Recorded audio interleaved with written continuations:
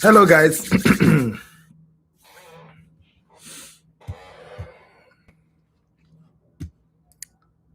How are you guys doing today?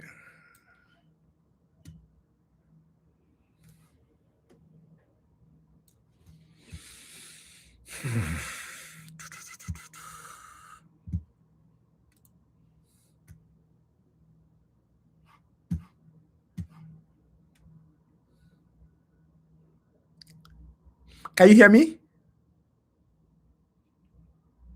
Hi. Okay. Okay. You said looking fresh because of the wet lips.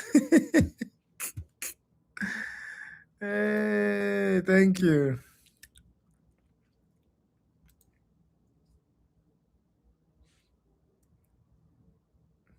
Yeah, it's better. It's better.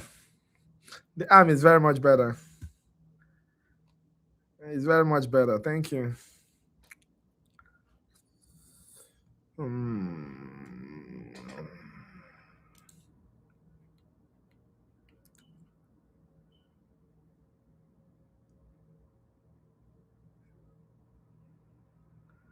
Oh, Steph, how are you doing?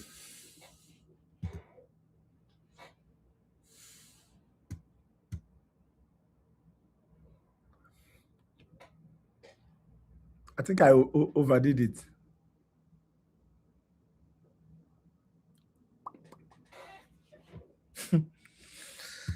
I'm good. I'm good. I'm good.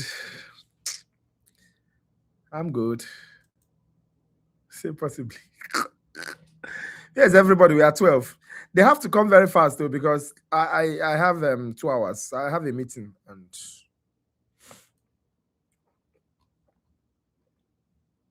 yeah.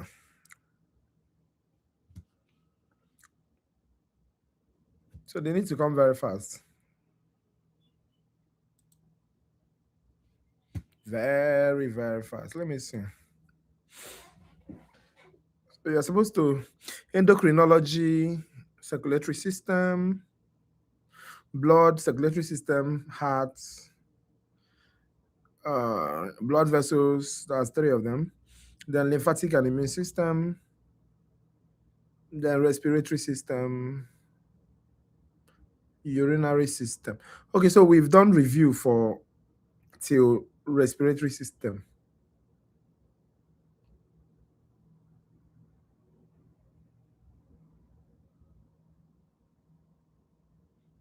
And urinary system. That means we are just going to do digestive and water, electrolyte, and acid-base balance.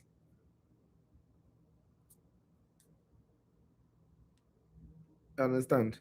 The other ones we've already reviewed them. So the ones we've reviewed, just use the video. It's the same thing. No,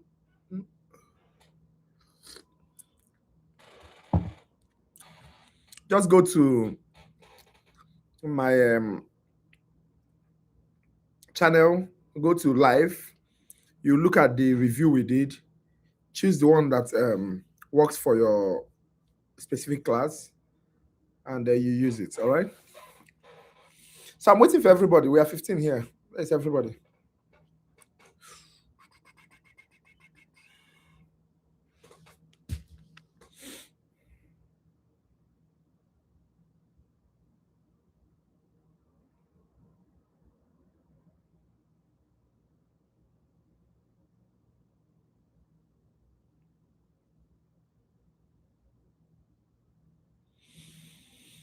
Oh, jeez.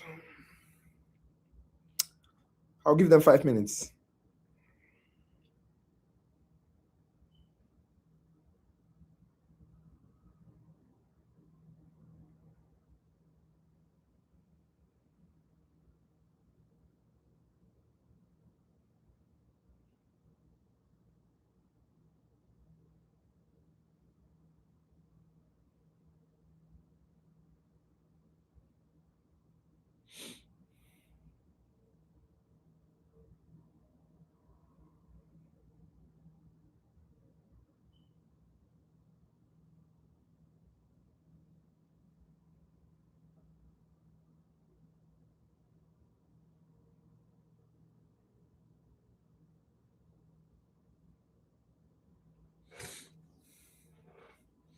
Thank you.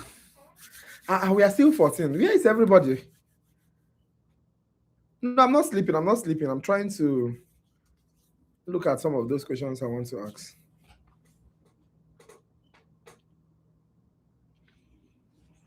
Hello, Foster. How are you doing? We have been waiting for you.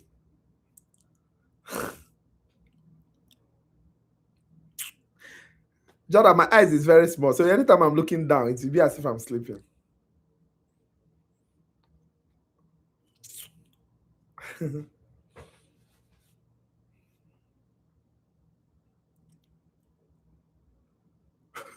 As in, eh? So where are the others? Where are the others? We are 16 here.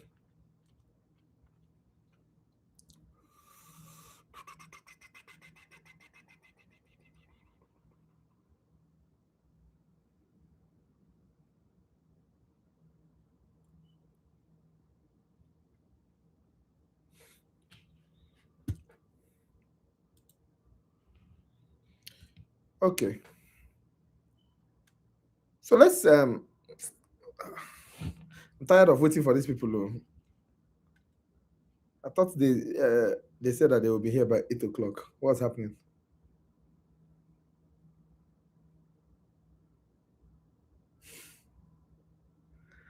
Apple girl.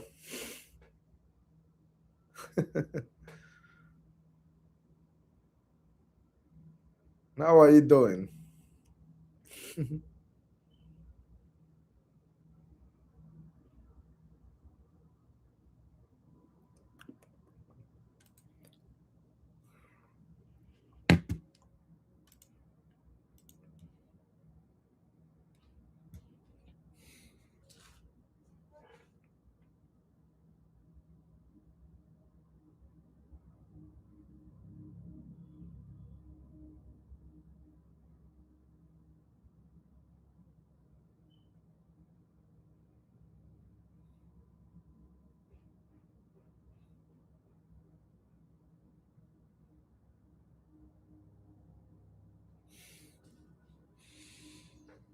Okay. Okay, guys. Oh yeah, everybody, just stretch. Jesus, my hand is paining me. But still stretch, stretch, stretch, stretch. Let's see how fast we can go, all right? If we can finish those two before 2 hours, we can take some pictures. Because I really want to show you some pictures. The last topic we discussed was digestive system, correct?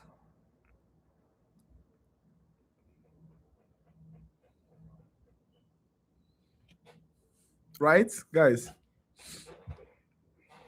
Remember the rules. Everybody has to respond. Everybody. That's the rules. Everybody. Yes, okay. Oh. Vedette.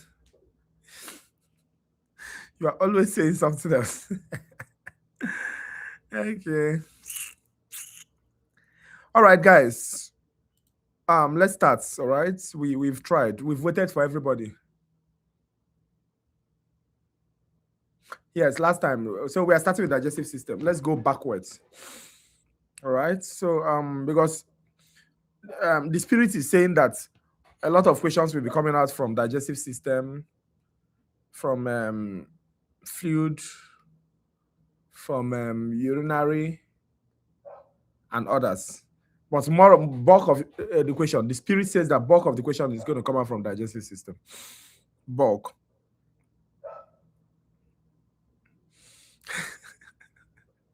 You're already sick, Jordan. Please take it easy. Okay, guys, let's test the microphone. Hello, Donna. I know as I just said Donna, she'll be like, it's not Donna, it's Donnell. It's not Donna, it's Donnell. I can imagine how she's shouting right now. I said it. Hey, God. Okay, guys, let's test the microphone. You have to stretch. I hope you have your drink beside you. Now is the time to be doing drinking. All right. So, but we have to be very fast as fast as possible. Remember the rules of the engagement. You have to respond very fast. Take it as if you are in the exam hall. I'm not here to teach. I'm just here to explain one or two things that might not be very clear to everyone. All right. This doesn't substitute for your lecture slides. It doesn't substitute for your lectures. All right. So please, I will need you to pay more than usual attention and play along with everybody. All right. If you don't know an answer, don't keep quiet. If we are 20 here, I want 20 people to be responding. Even if your answer is the same thing with others, all right, still put that same answer. Make sense? If you don't know it, please write 911, 911, or emergency if you don't know the answer. All right. So this first question, and also I'll try to read every question because I know that there are some people that are just listening. So the uptake of nutrients molecules into the body's.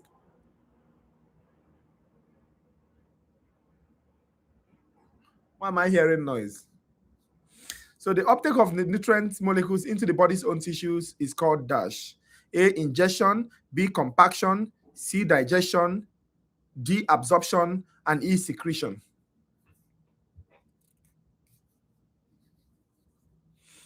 The uptake of nutrient. This is just testing the microphone, guys. I'm not expecting, you to think twice about this question. So let's go, guys.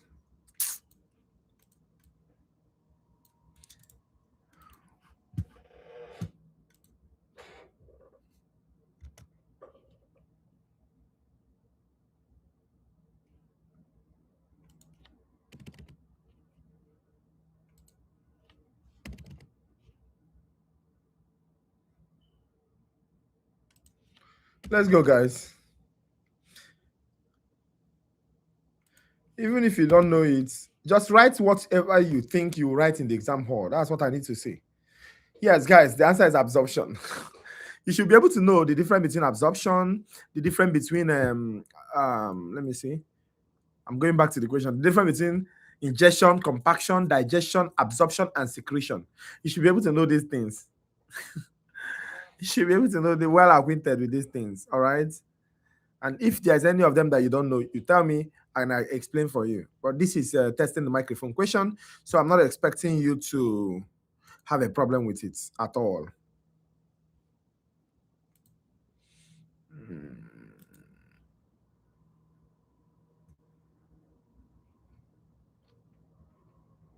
Okay.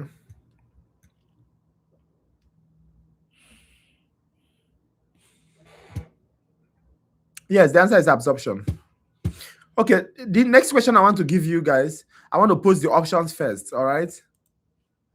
So I just posted the option, and please, if I post something and I said I post something and you don't see it, please tell me. So that's the option. Then the question is this. I'm posting the question next.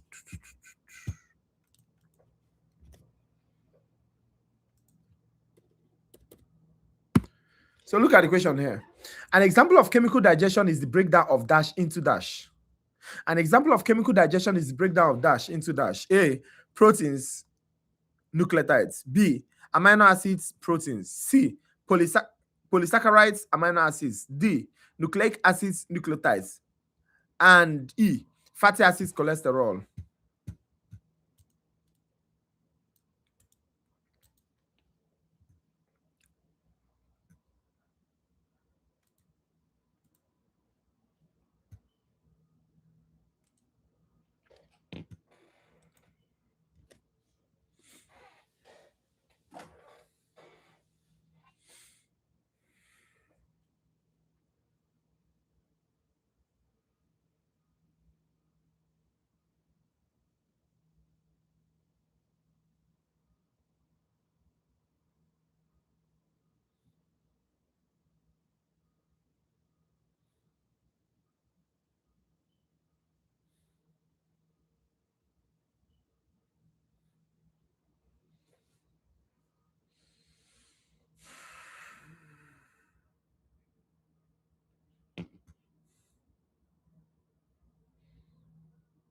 Yes, you guys are so correct. The answer is nucleotides to nucleic acids into nucleotides. All right, that's the answer. That's D.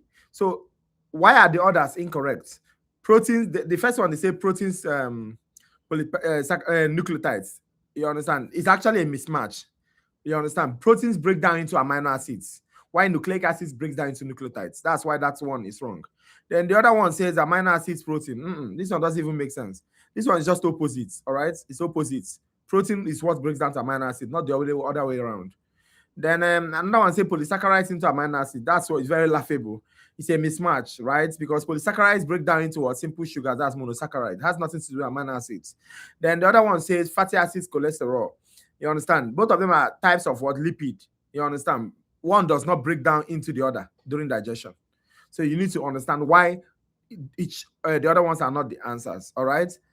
So the answer is what? Nucleic acids into what? Nucleotides. For lipids, somebody is asking about lipids. For lipids, all right, triglycerides are broken down into what? Fatty acids and what? Glycerol. They are broken down into what? Fatty acids and what? Glycerol, and not fatty acids and glycerol. So you understand? Not fatty acids to glycerol, no, but lipids broken down into fatty acids and glycerol. All right. Okay. I hope that makes sense. I hope that makes sense. Yes, it does. We are following is ancestral organ. All these ones are playful questions now.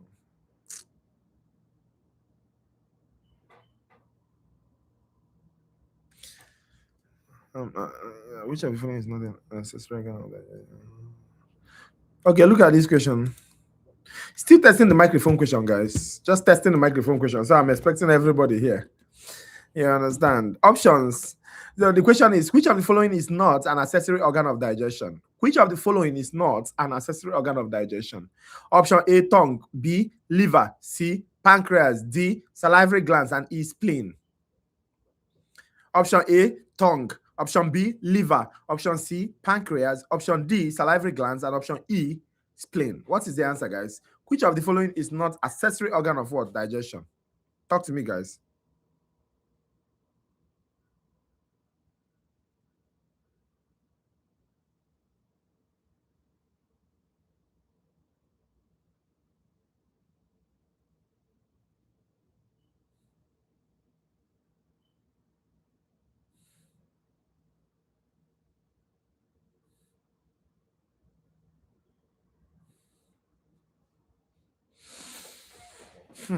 This makes sense. Yes, I like the spirits.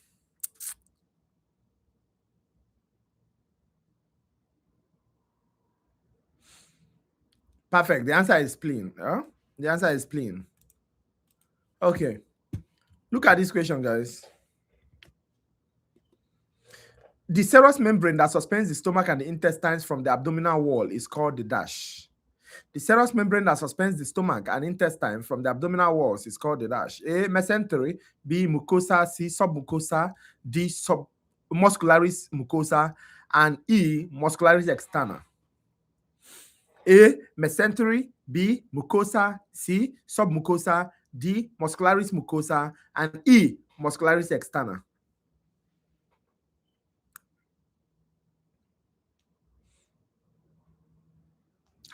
Today, Kalisha is powering on. She has been the first to answer every question so far. Let me see. No, okay. Well, this one she's second. No, this one she has not arrived then. Okay, I will take notes. Let's go, guys.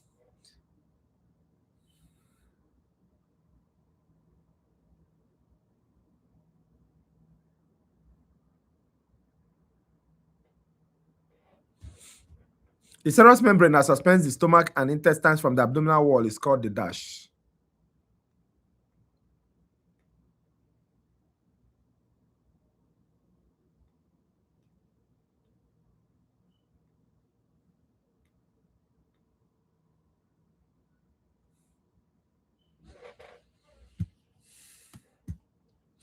Yes, guys, the answer is mesentery.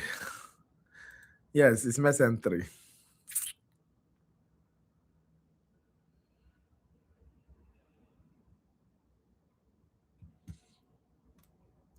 Okay.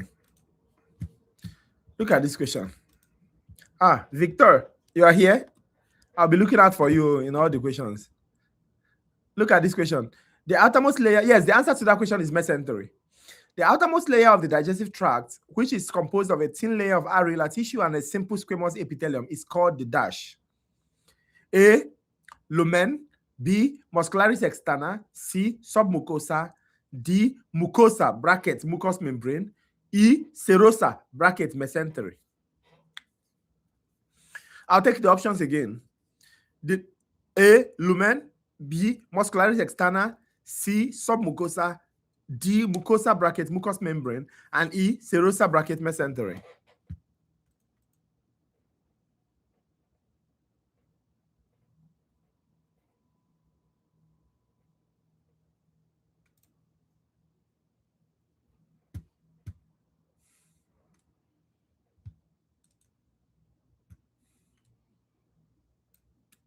Let's go, guys.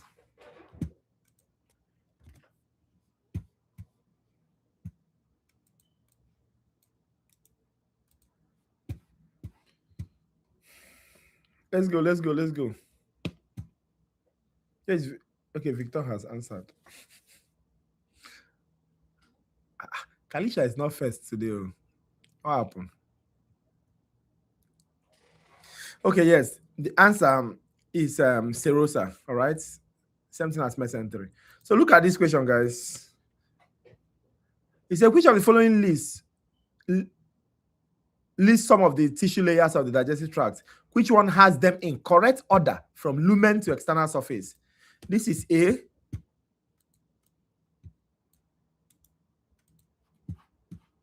This is B.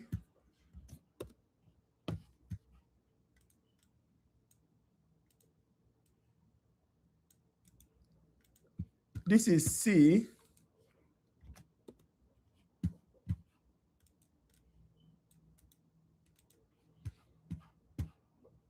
This is D.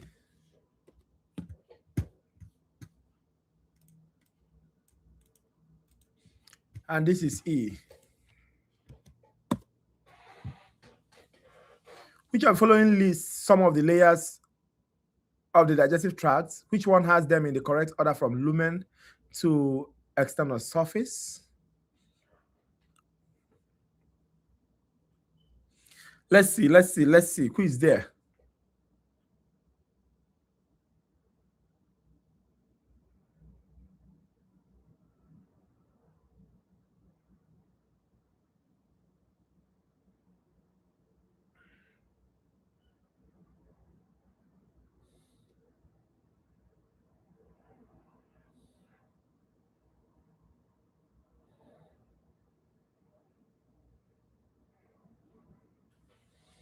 Let's see. Who is there?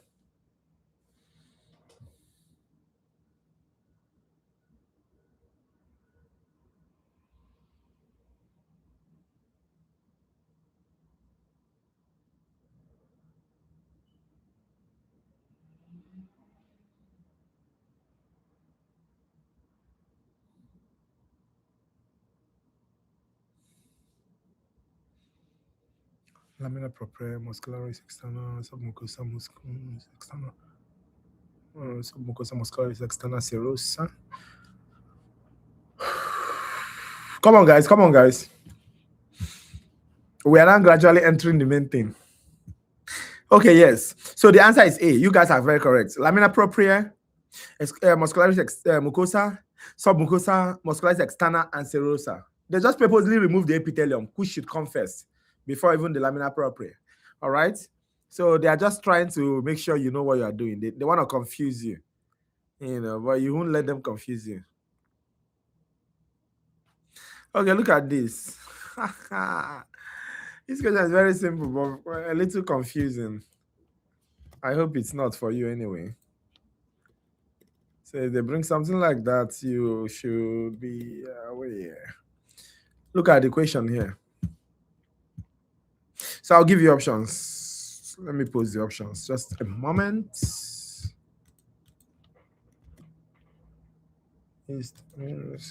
Secreting, gastric, lipase, secreting gastrin, pepsin, gastrin. Look at the option. So the question says dash is a hormone, whereas dash is an enzyme. A, enteropeptidase pepsin. B, gastrin secretin. C, gastrin cholecystokinin. D, gastric lipase histamine. And E, secretin pepsin.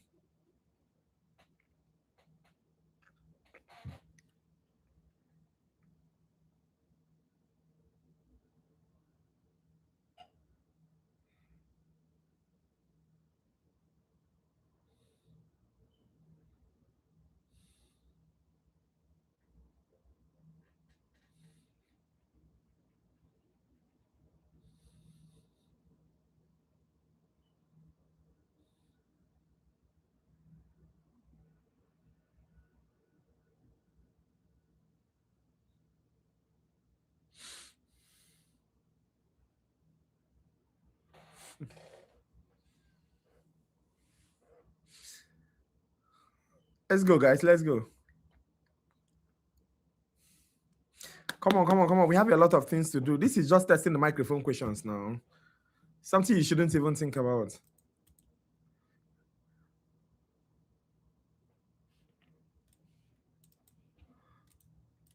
Main questions are coming, not these ones. These ones are just very little.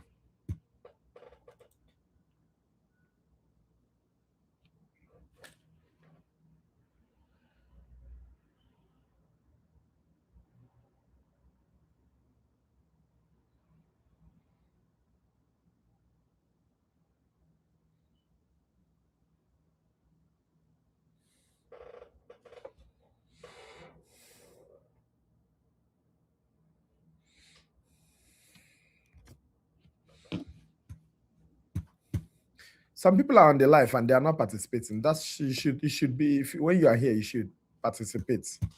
All right. Not you shouldn't be here to watch others participate. You should be here and be participating to help you a lot. Yes, the answer is secretin pepsin. All right, that's the correct combination. Look at this question, guys. This is A. Hold on, let me paste the options. This is B.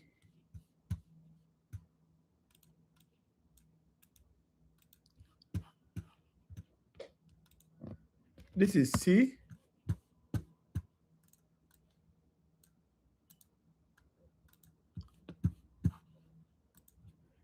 This is D.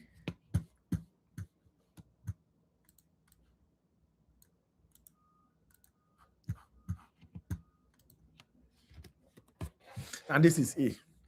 The dash regulates digestive tract motility, secretion, and blood flow. Each neurons are found in the dash. We have autonomic nervous system, serosa. We have central nervous system, muscularis externa and muscularis mucosa. We have enteric plexus, submucosa and muscularis externa. We have visceral sensory division, muscularis externa and submucosa. We have visceral motor division, mucosa and what submucosa. What's the answer, guys?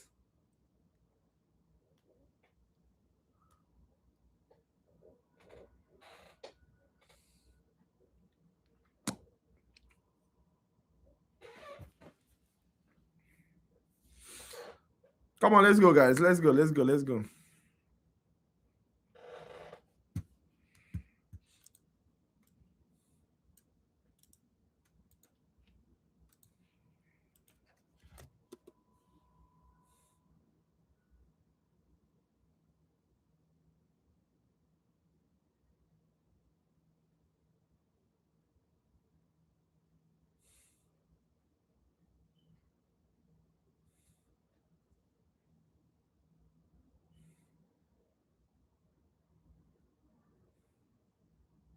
You guys are so correct, all right? You need to know about the second brain of the body.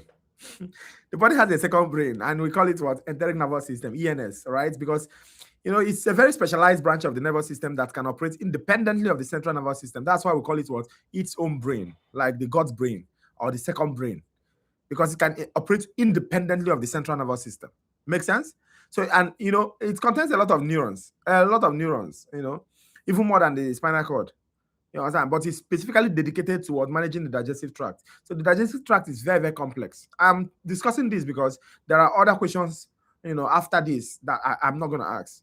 I'm not going to discuss here. We don't have time. There are a lot of things we need to do.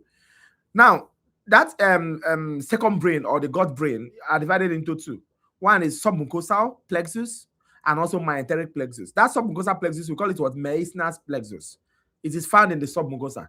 Then the myenteric plexus is called what? Albach's plexus. Myenteric plexus is also known as Albach what? Plexus. It's found what? In the muscularis externa. That's why the answer to that question is enteric plexus, Welcome, Javia. Welcome. Thank you. Okay, so we have submucosa plexus in the submucosa. Because of Javia, I'm going to re-explain this thing. We have submucosa plexus in the submucosa. That's Meissner's plexus. Then we have myenteric plexus or Albach's plexus, found in the muscularis externa. Make sense? Now, you need to know its primary role. Gavi is laughing. If you like, keep laughing. It's only Javia that will make me re-explain anything here. Okay. So for the Meissner's plexus, its primary role is to regulate the configuration of the luminal surface, right? It controls secretions, right? Why the Albach's plexus, that's the myenteric plexus, which is found in the muscularis externa, it's the engine, the main thing. It controls that motility and peristaltic contraction. You understand? You guys be laughing, no? Do you get?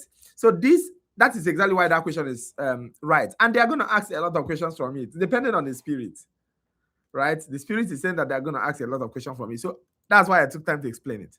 So please know it very, very, very well. All right. Look at this question, guys. Look at this question.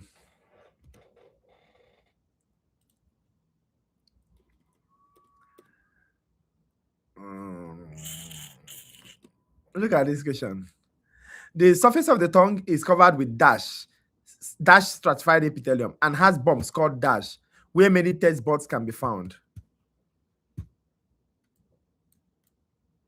The options, let me give you the options. This is A.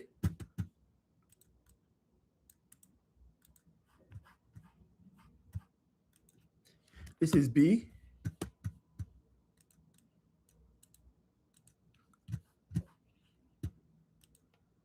This is C.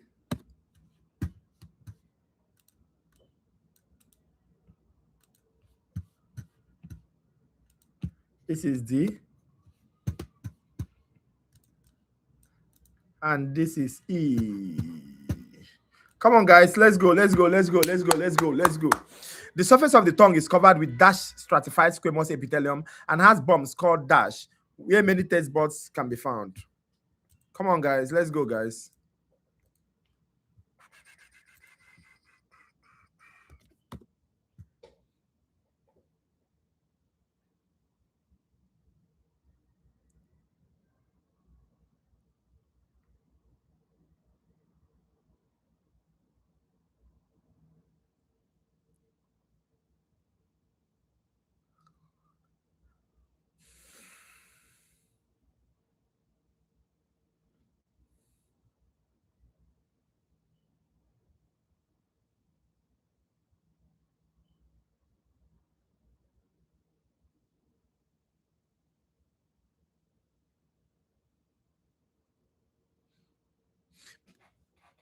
Perfect, guys. You guys are so correct. The answer is non-keratinized lingual papillae. All right? It's non-keratinized, the epithelium, and the bumps are lingual papillae. That's what we call taste buds. Make sense? Now, there are different types of taste buds. We have the filiform papillae, we have the fungiform papillae, we have the what's this V-shaped one? We have the valate, second valate or valate papillae. We have the foliate papillae. So there are, I think, majorly 4: filiform, fungiform, valate, and foliate. Is it foliate or folate? No, foliate. It's foliate. It's foliate. All right. So, but the answer to that question is non-keratinized and foliates. Non-keratinized and lingual papillae, rather. But there are some parts of the tongue that are of the mouth that are keratinized. The hard palate. Remember.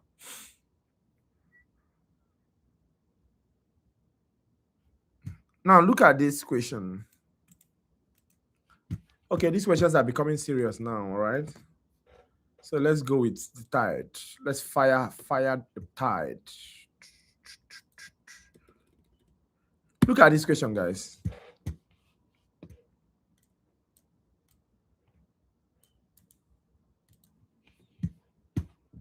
Let me give you options.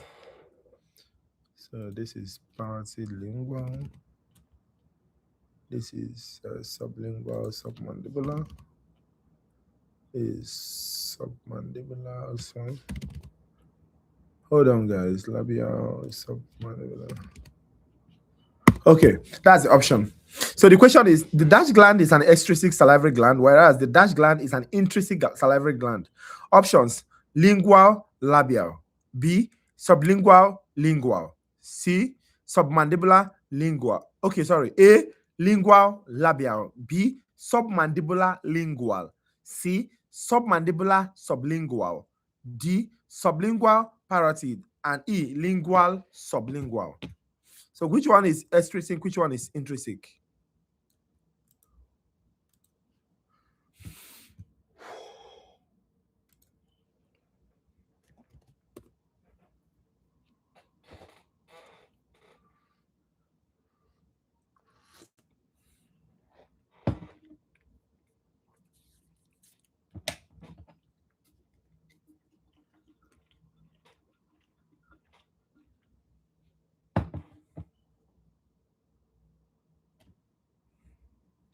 Come on, guys. Let's go. Let's go. Let's go.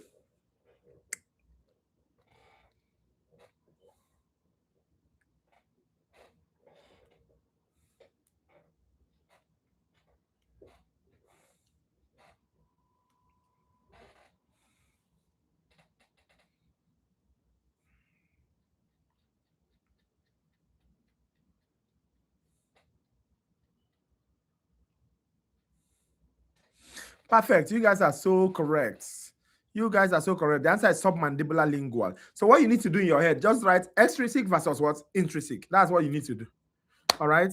And it's very, very easy. And you need to know, why is this intrinsic? Why is this extrinsic? Extrinsic are the major salivary glands. Call them major salivary glands. All right. They are very large.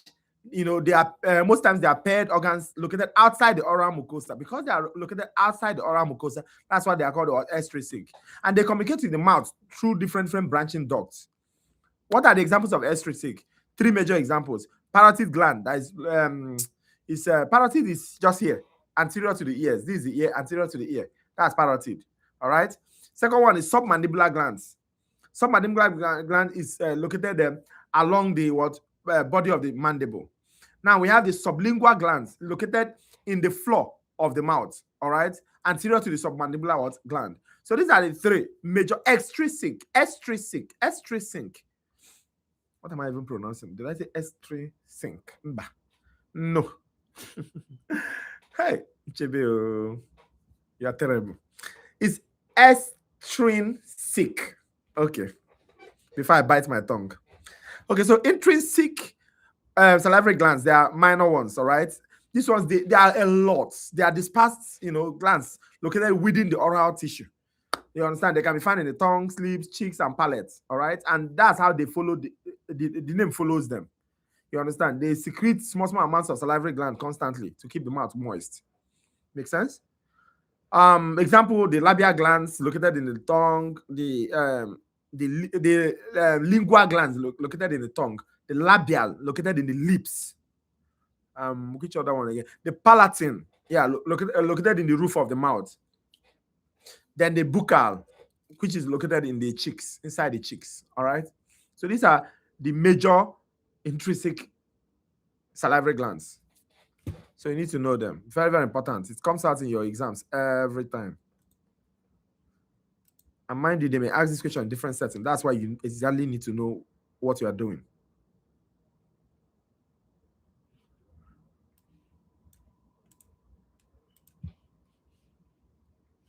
Look at this question.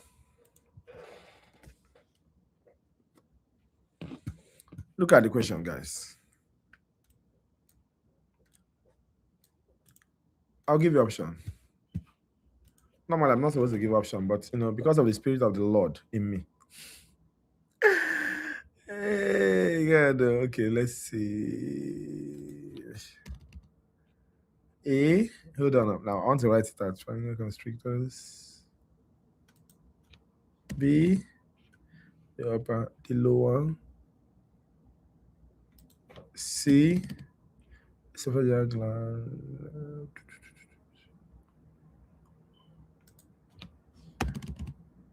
Look at the options there. So, acid reflux into the esophagus, that's heartburn, is normally prevented by dash. We have A, pharyngeal constrictors, B, the upper esophageal sphincter, C, the lower esophageal sphincter, then D, esophageal glands, and E, pharyngeal and buccal sphincters.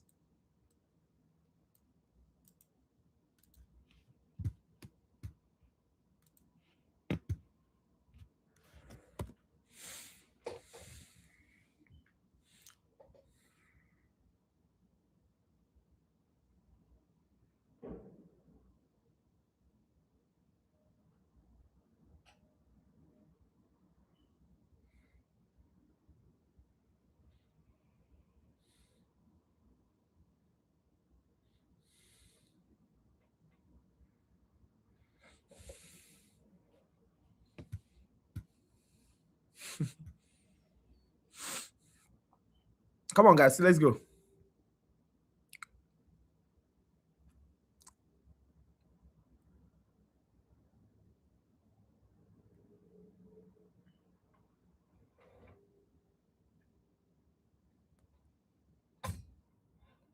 You guys are so correct. It's the lower esophageal sphincter. All right. He has other names because in your options, they may not put lower esophageal sphincter.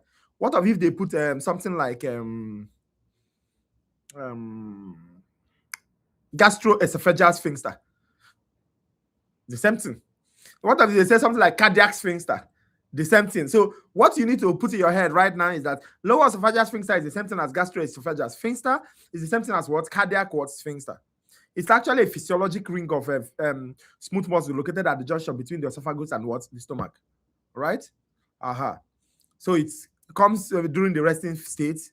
You understand? Like when at rest, it remains tonically contracted. You know why? Because it wants to prevent the acid from going up, from refluxing into the esophagus. So at rest, it's tonically contracted.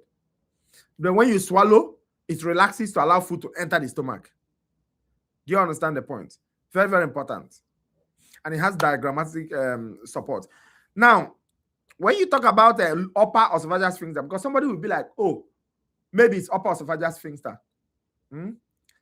Upper esophageal sphincter. Why is it not upper esophageal sphincter? Because that upper esophageal sphincter, its main role is just to prevent air from entering the esophagus. You understand? When you are breathing. It prevents air from entering the esophagus. And also it prevents reflux into the larynx. Mind you, it prevents what? Reflux into the larynx. You understand? So those are the two major things the upper one does. But this question is specifically asking you about the lower. You understand? The one that takes care of acid reflux. That is lower esophageal sphincter. I hope it's clear. I don't need to explain all these pharyngeal buccal constrictors. No need. Okay, this question, I'm not going to give you option. But you are going to give me two answers, guys. Please write the two answers in one sentence. Please. It's just numbers. Mathematics. Okay, look at it. Infants have dash deciduous teeth, whereas adults have up to dash permanent teeth. This one is cake now. This one is cake. This one is corn cake.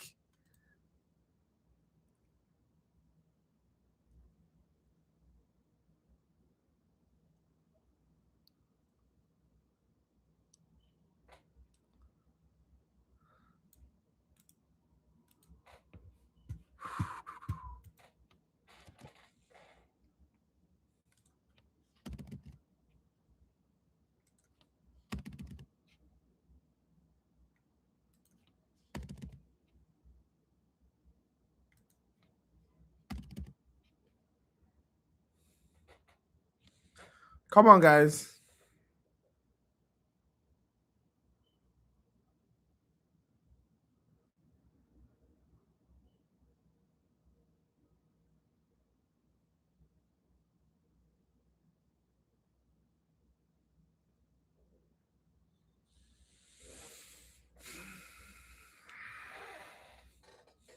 Okay.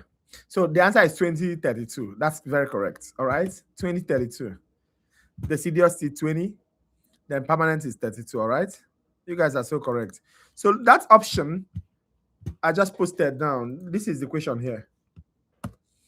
Which of the following is the correct list of tooth anatomy from the most superficial to the deepest? From the most superficial, mind you, from the most superficial to the deepest. Don't make that mistake in the exam hall, all right? Because if you tell you most superficial, you go and start from most deep. A, cement root canal, enamel. Then B, enamel root canal dentine. C, dentine enamel cement. D, enamel dentine pulp. E, crown enamel dentine.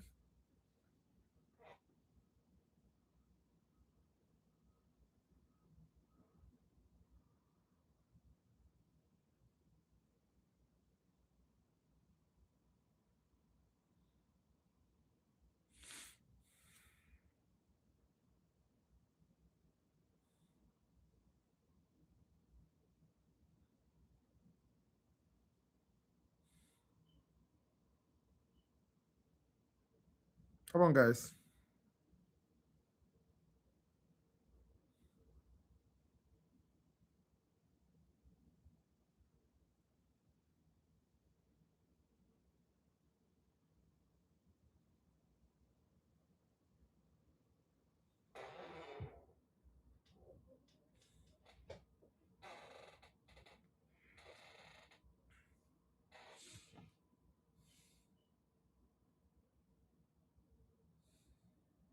Yes, the answer is enamel dentine pulp. That's D. Yes. One, two, A, B, C, D. Yes. Enamel dentine pulp. That's D. Please, you need to know the arrangement. You need to know the arrangement, guys. Now, I'm going to give you this question. I'm not giving you option. Yes, that answer is D. Because giving option is waste of time for everybody. Because it's a very simple question. It's a microphone question. So tell me, what's the answer to this? Carbohydrate digestion begins in the dash, whereas protein digestion begins in the dash. Quickly, guys, 2 answers, please.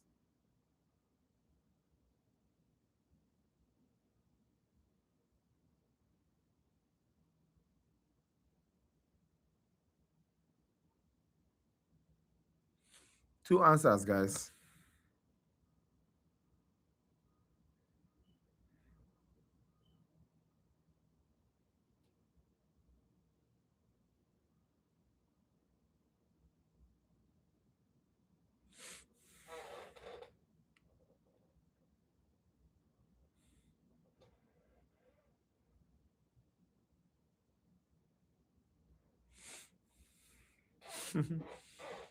Two answers.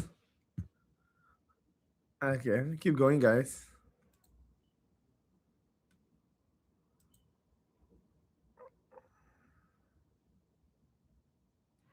You guys are so correct. You are so correct. The answer is mouth stomach. Yes, mouth stomach. Carbohydrate digestion begins in the mouth, whereas protein digestion begins in the stomach. Very correct. Look at this one. Also, test of the microphone question. Which of the following is not normally found in the saliva? Which one is not normally found in the saliva? Let me give you the options. Don't worry. Don't stress your head. Don't stress your fine head. Let me give you the answer. Options. So we have the mucus, we have the lysosome, we have the amylase, we have the lipase, and we have the protease. These are the options. Which of the following is not found in the saliva? We have the mucus, we have the lysosome, we have the amylase, we have the lipase, we have what? The protease. Quickly, guys.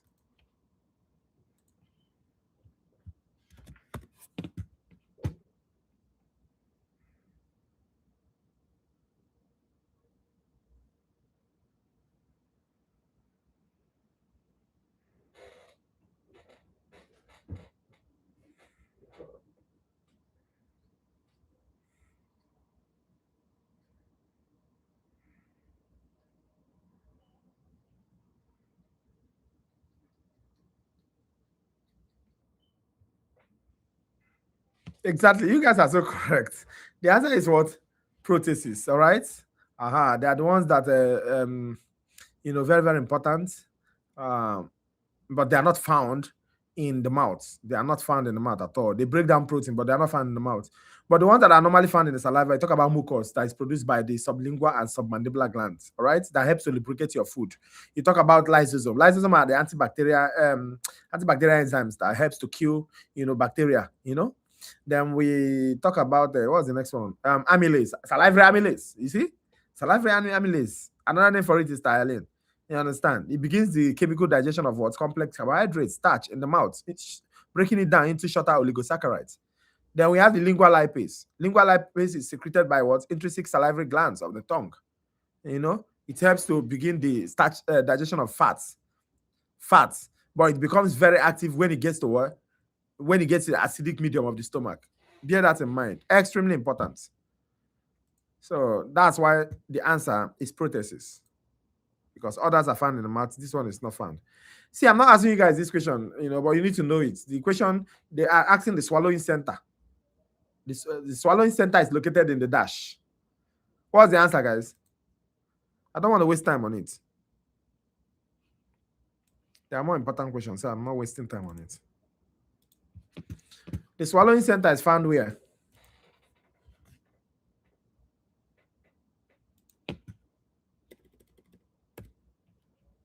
Somebody's waiting for me to post the question. I've already said the question from my mouth, so talk to me.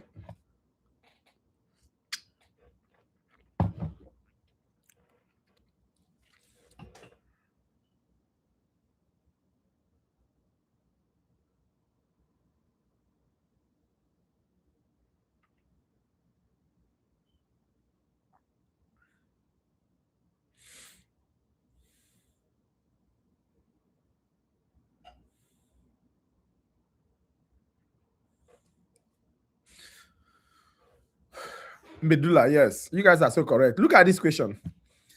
Okay, so this is a mainstay question, very important. Very, very, very important question. You understand, both for your class and for your clinical. Look at the question, then let me give you the option. Yes, medulla oblongata is the answer. So remember that, all right? So if you have a problem with medulla oblongata, swallowing will become a problem. People start having what? Dysphagia. Okay. Look at this question. That's C. Then this is D. And this is E.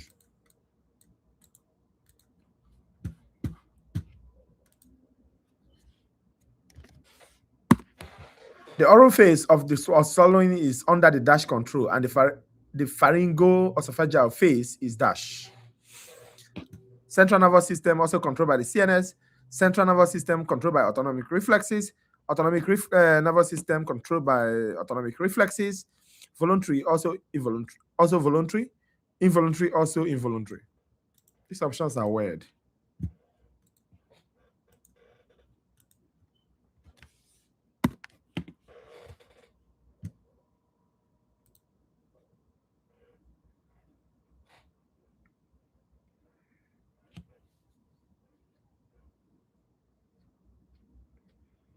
Come on, guys. Are we out of gas?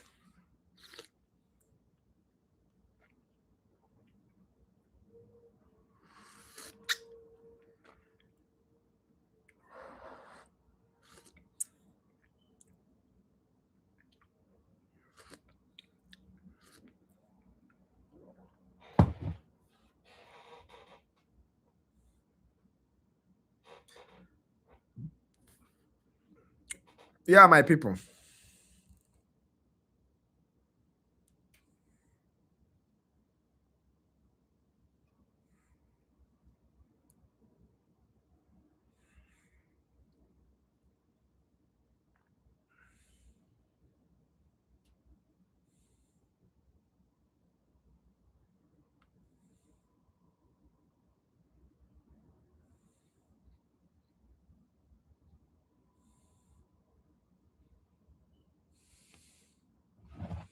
Come on, guys.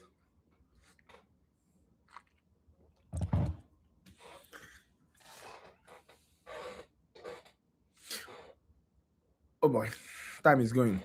Yes, the answer is let me see. Everybody says a central nervous system. Cent- Let me see. Central nervous system controlled by. The answer is not A. The answer is B. Yeah, but I'm happy that you guys, at least answered what you have in your head so that you get yourself corrected. The answer is not A. The answer is B. A says CNS controlled by CNS. The oral phase of swallowing is not controlled by CNS. It's controlled by you. You understand? It's controlled by. So rather, what am I saying? The oral phase is controlled by CNS, but the second phase is controlled by autonomic reflexes. You understand? Not by CNS, not CNS. Please, the answer is CNS autonomic reflexes. The answer is B. Please remember that. The answer is B. Remember that. All right.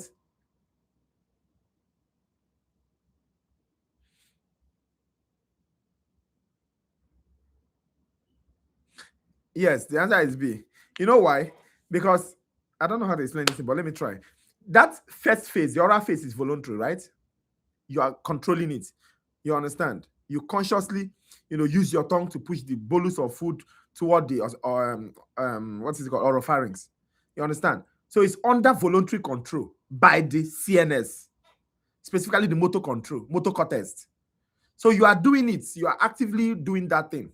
You understand? So the CNS is, you are sending information to the CNS that, oh, I want to push this thing down.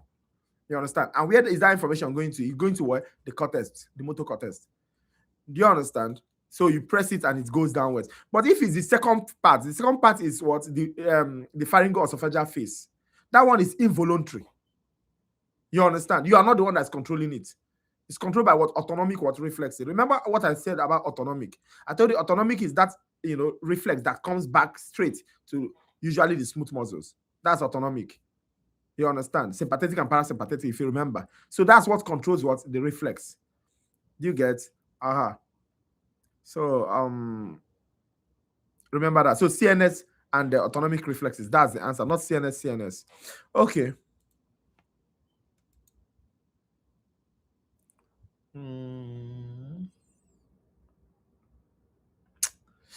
This question doesn't.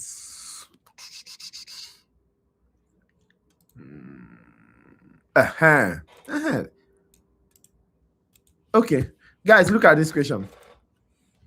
It's nice that you guys really attempted that question, because like a lot of people would have had an issue with it. A lot of people still didn't attempt it. Maybe I'll start calling names.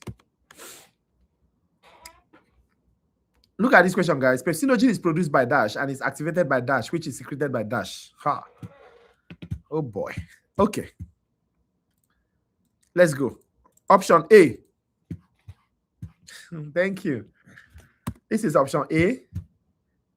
Option B.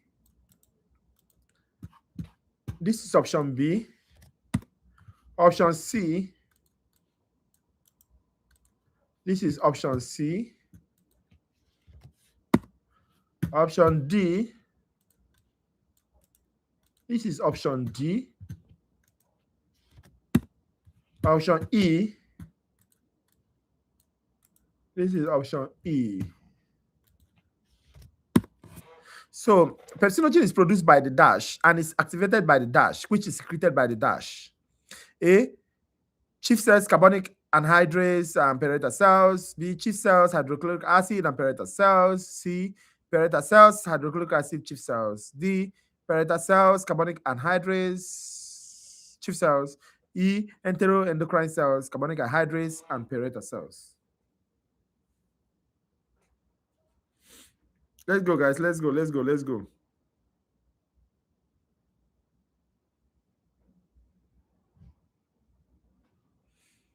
Everybody has to answer. If not, I'll start calling the names of everybody here.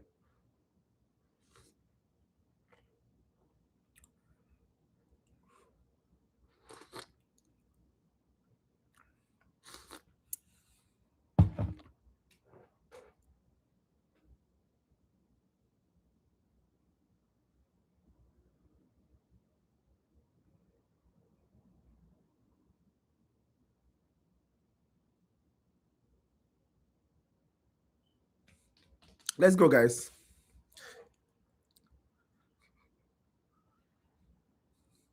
I meant B. Okay. Are you sure B is correct?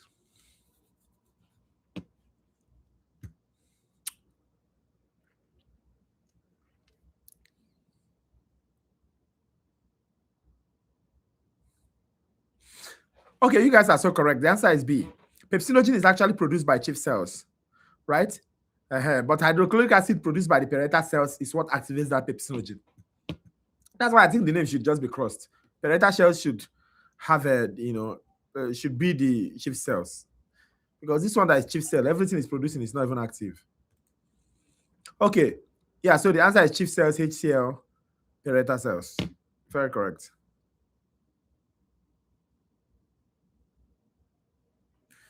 Perfect. Look at this question. You don't need to be removing your answer if it's wrong, all right? It's fine. It's fine. Look at this question, guys. So just let me give you the option, please. Just give me a minute.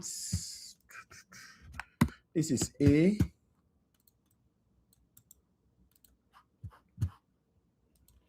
This is B.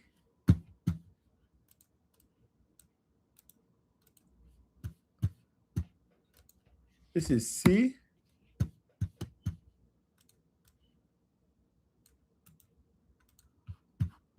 This is D.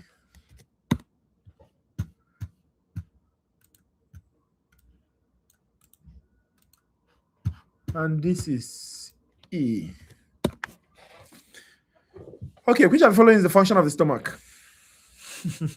Mechanical digestion only, chemical digestion only, chemical and mechanical digestion, chemical digestion and absorption of carbohydrates, chemical digestion and what? Absorption of proteins.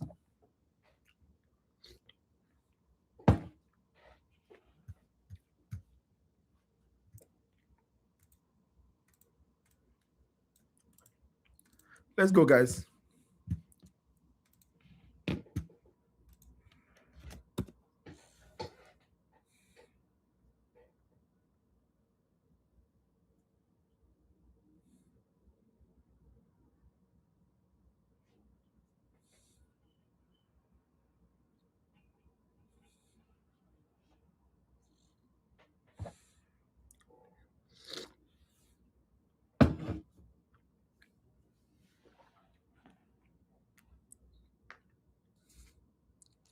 Never mind C.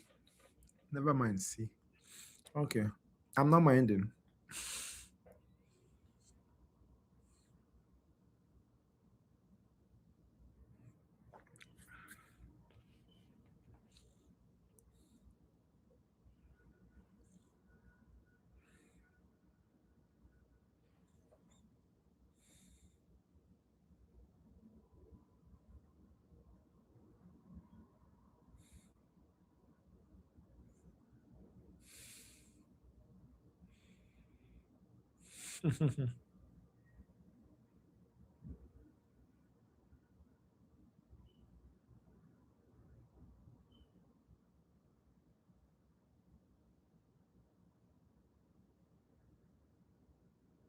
Okay, guys. You guys have answered well. The answer is C. All right. The answer is C. Very, very important that you know that. The stomach, like has a mechanical and chemical digestion functions, right? You remember I told you that the stomach has three muscles instead of two, three smooth muscles instead of two that others has. You understand? So it has longitudinal, it has outer longitudinal, middle circular, and inner oblique instead of longitudinal and circular. All right, because it has three, that means it's very strong. Make sense? So that's why it's able to churn. Very, very important. It squeezes food into bolus, right? Then it mixes it with gastric juices to create a creamy paste called what? Chyme. Now, that's the mechanical aspect of the effect of the stomach. Chemical, it initiates the chemical breakdown of both proteins and lipids. You understand? Because HCl in the stomach breaks down pepsinogen to pepsin. And that pepsin now, breaks down long polypeptides into shorter polypeptide fragments. Make sense? That's a protein, breaking down protein. And also the lingual lipase from the mouth is activated in the stomach. And also the gastric lipase. All of them are activated in the stomach. All right? and they help what? In digestion of fat. Very, very important. So these are the mechanical and chemical digestion. Now, some people said absorption. Absorption happens actually in the stomach, but very little. So we don't consider it as an absorptive surface. All absorption, is specifically the small intestine. I hope it makes sense to you. It's not like absorption doesn't happen at all in the stomach, but it's too negligible for us to mention. You understand? So that's why the answer is mechanical and chemical digestion. Okay.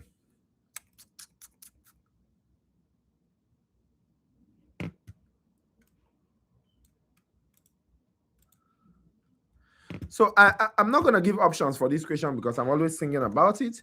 So you give me two answers. You write them in the same line. The same line, guys. Look at the question. Necessary for vitamin B12 absorption, dash is or are secreted by dash cells.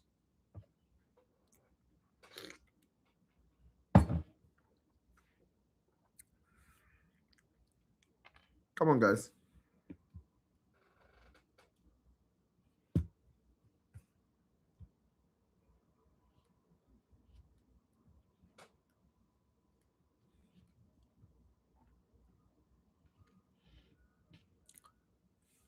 It's supposed to be two answers.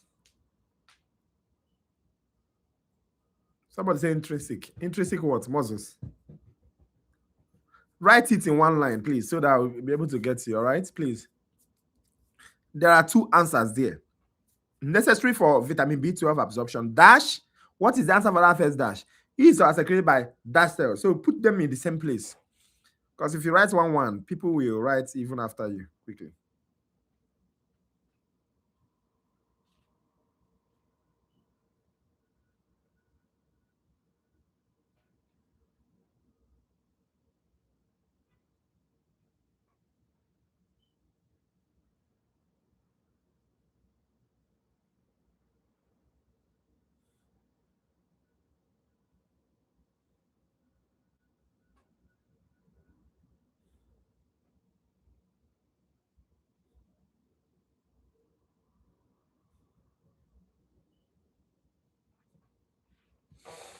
Correct. You guys are so correct. Intrinsic factor and parietal. Extremely important that you know that. Very, very correct. Very, very correct.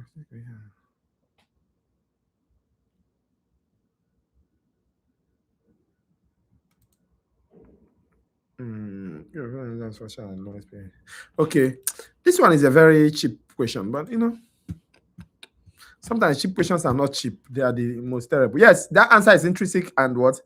Intrinsic factor, not intrinsic factor and parietal. All right, that's the answer. All right. So look at this question. Which of the following enzymes function at the lowest pH? I'll give you options.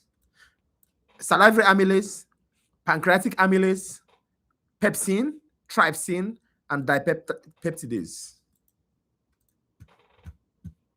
What's the answer? Salivary amylase, pancreatic amylase, pepsin, trypsin, and dipeptidase. Quickly, guys.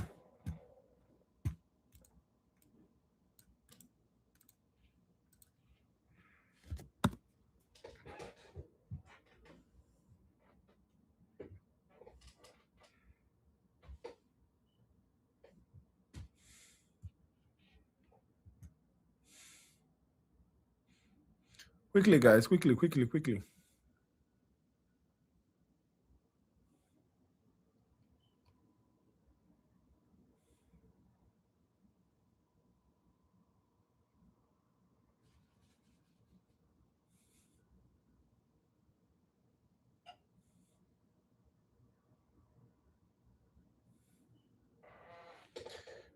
Oh boy.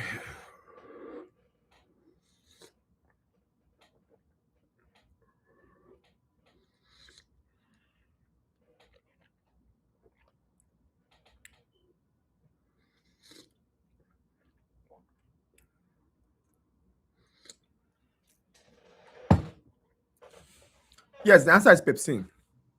Why? Because pepsin acts on the stomach, and the stomach is around 1.5 to 2 pH. Salivary amylase acts in the mouth. The mouth is 6.8 to 7. See? Pancreatic amylase, you understand, secreted in the duodenum. Duodenum is 7.5 to 8. Pepsin, what's the other one? Trypsin. Trypsin is a pancreatic protease, right? That functions in the small intestine. pH is what? 8. Dipeptidase is a brush border enzyme. Where is those brush border located? Located on what? The microvilli or what? The small intestine. That is what? 7 to 8. All right. So the one that acts on the lowest pH is what? Pepsin. You should remember that in case of if they give you something else. They may ask you which one acts on the highest pH. Do you understand? We already know what is responsible for HCl production. Anything that catalyzes the first step of HCl production is called. No, this question.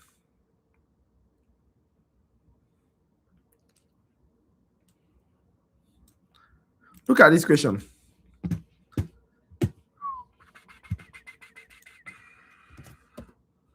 Which of the following is not a function of the gastric HCl?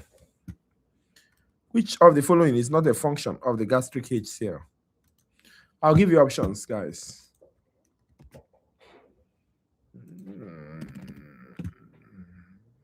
Destroy. Emulsify. Activate. Look at the options. Which of the following is not a function of gastric hydrochloric acid? Activate pepsinogen to pepsin, activate lingual lipase, emulsify lipids, destroy ingested pathogens, convert ion 3 to ion 2.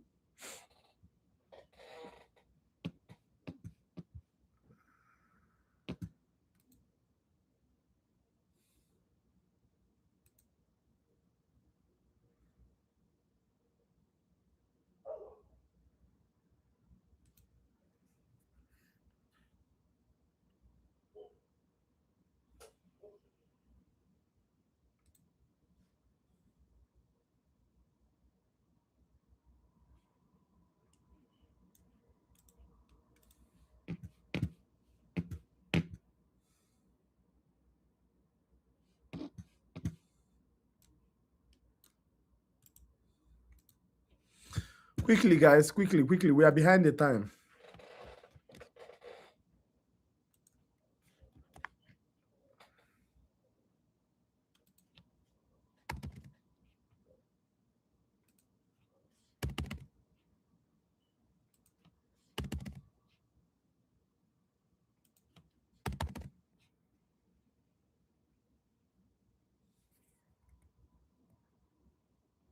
Yes, emulsification. It doesn't have anything to do with emulsification. If you want that, you go to the bile.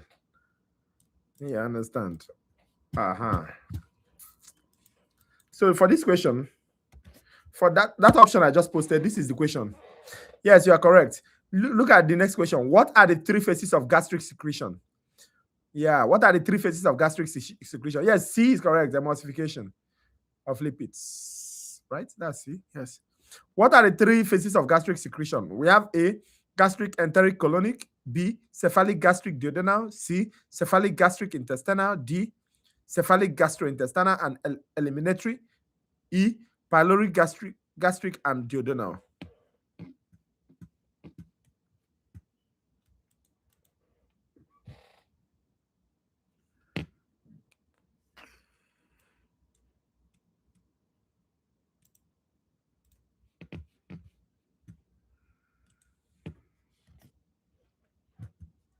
Let's go, guys. We don't have much time.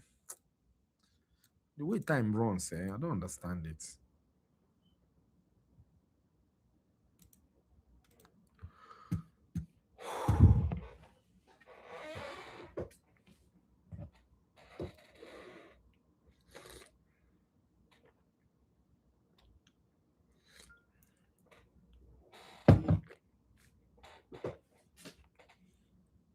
Come on, guys.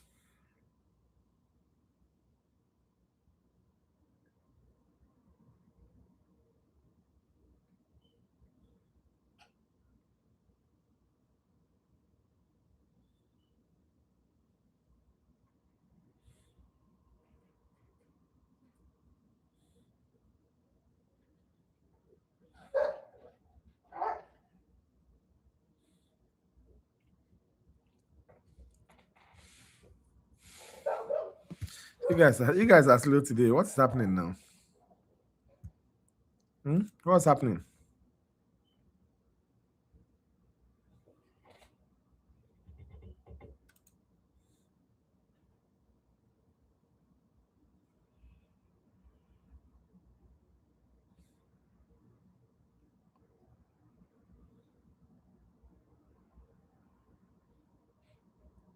Yes, the answer is cephalic, gastric, and intestinal. Yes, that's C, right? Yes. So look at this one. Look at this question. This is A.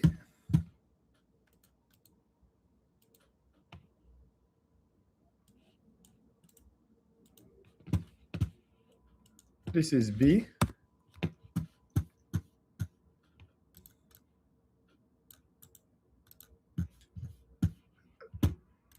This is C.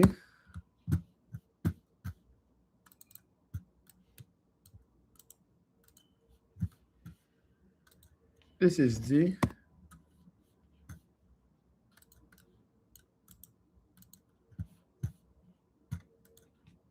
And this is E. Quickly, guys.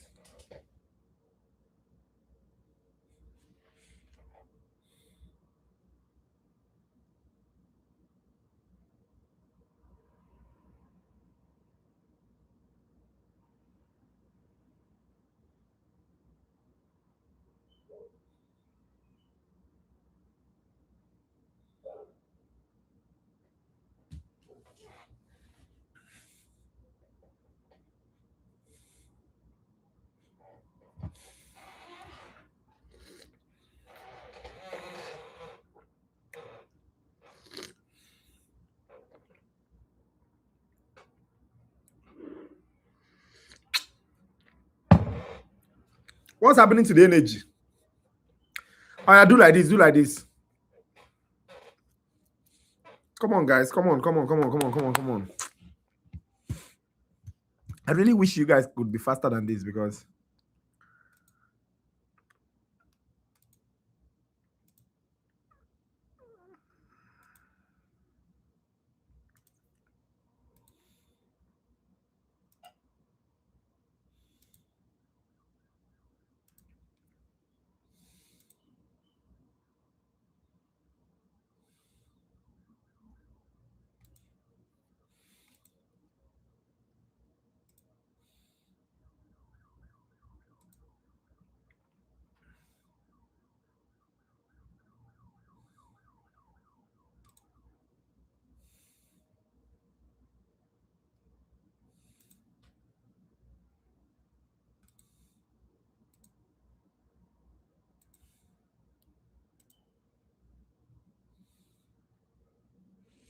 yes, the answer is D.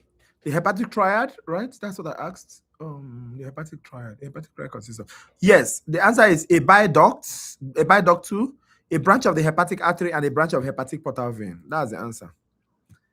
You guys need to be faster, please, so that like. Look at this question. After this, I'll ask you a few more questions and I leave. I jump to that fluid before I leave you guys. This is A.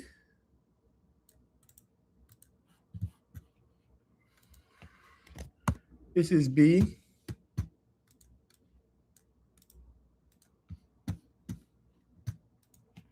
This is C.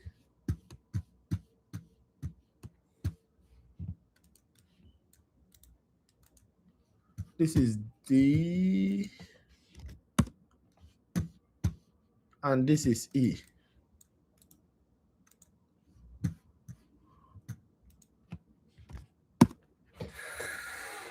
The enterogastric reflex serves to dash: A. Relax the stomach in preparation for swallowed food. Stimulate acid and enzyme secretion when food enters the stomach. Stimulate intestinal motility when there is food in the stomach. Inhibit gastric motility when there is chyme in the small intestine. Relax the ileal papillae when chyme is on its way to the colon.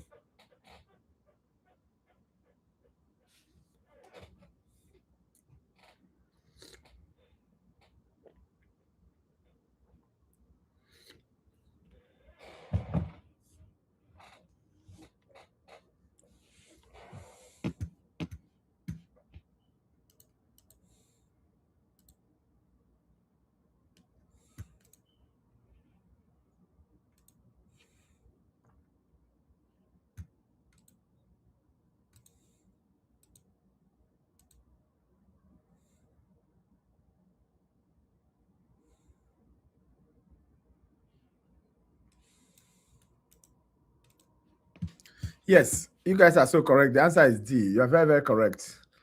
Inhibit gastric motility when there is chime in the small intestine. That one is very straightforward. The answer is D. Look at this question. Let's talk about defecation. Let's talk about defecation. Somebody saying, ew, ew. Why are you ewing? You are doing ew, ew. Why are you ewing? Don't you defecate? Spinal reflex, mesenteric. Hold on. Oh, only. Okay. Look at the options, guys. Yes, now he defecate and he's doing ew, ew, ew. I can hear it.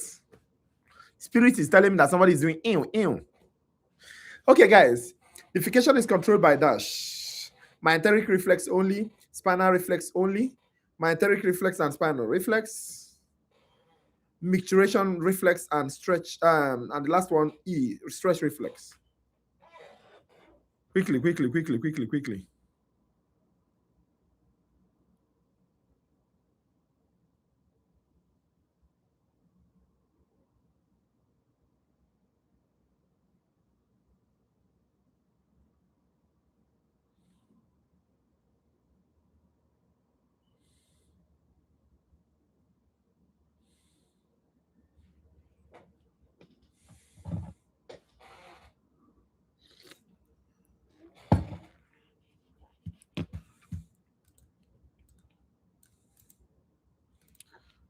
guys, quickly.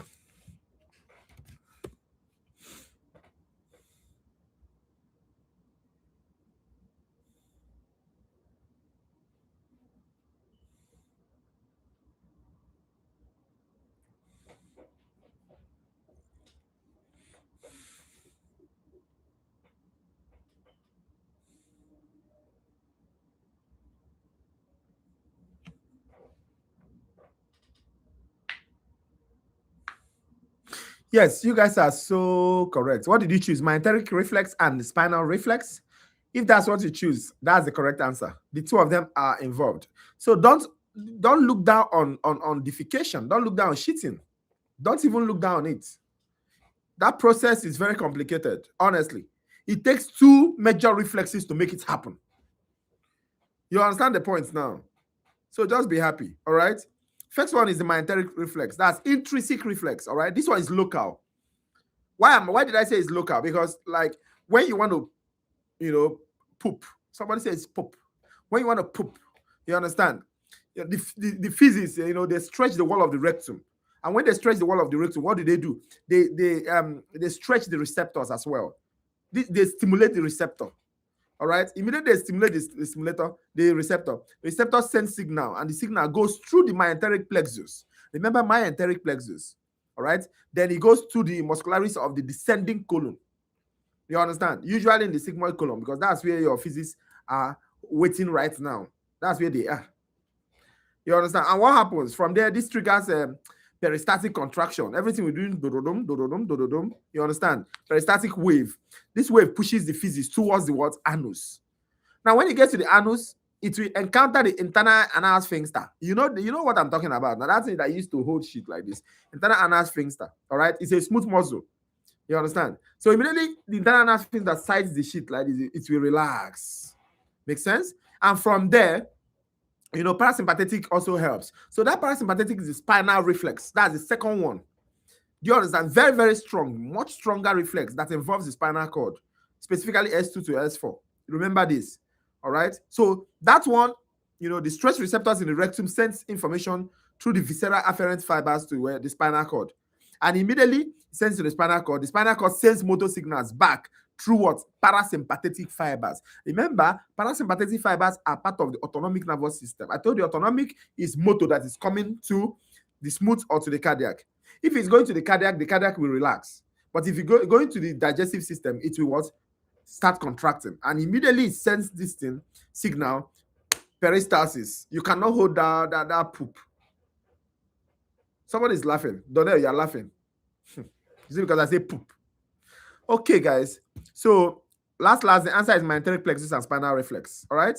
Extremely important that you know this.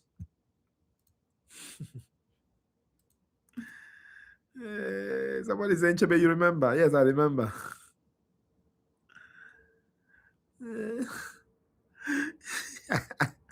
Poop.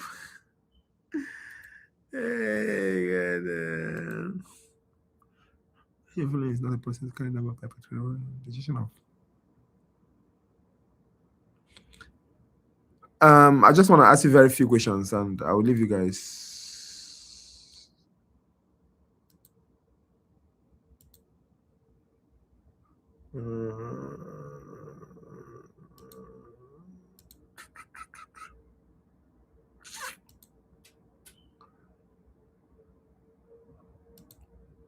Oh boy.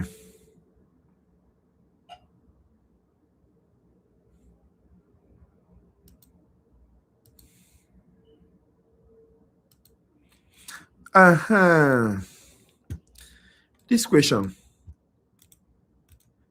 It's in the last part of your slide. I hope you looked at it as I told you to.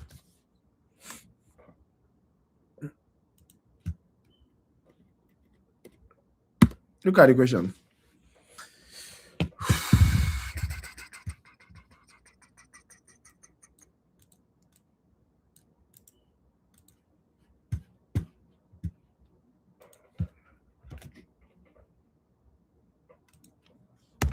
I'll post you the options. Just give me a minute.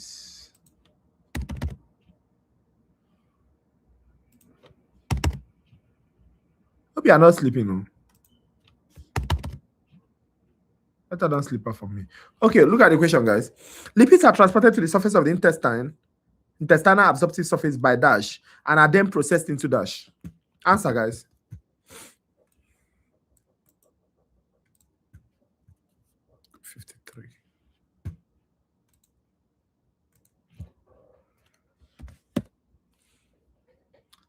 The spirit is telling that somebody is sleeping. I can perceive it.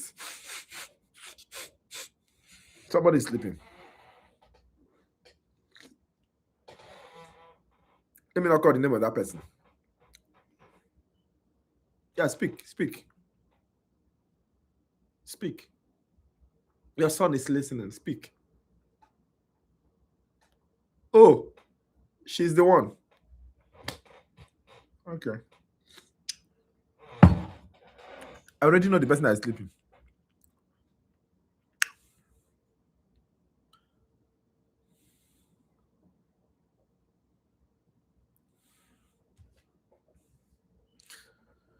Okay, guys, let's go.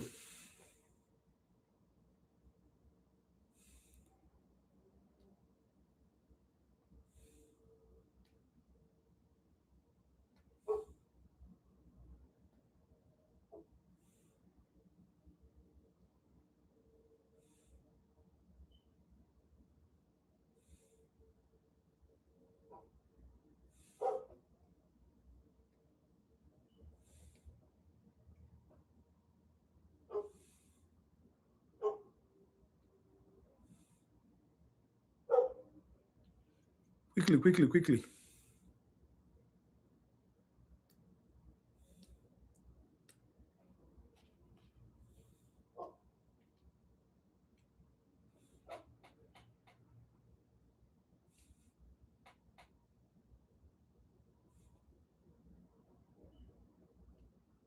Yes, you guys are so correct. The answer is micelles and chylomicron. I hope you remember the pathway. You understand the delivery mechanism. You get? So, you know, this is... How do I explain it though? So because fats are hydrophobic, you understand, they must be packaged differently to move through the watery, environment of the digestive tract and the bloodstream. Very, very important. So the first thing you need to know two things. One is delivery through micelles, right? So usually by salts emulsify large fat droplets into small, into the small intestine. In the small intestine. So the enzyme pancreatic lipase breaks down triglycerides down into glycerides and free fatty acids. I think you know this. So the question is, what is the role of micelles?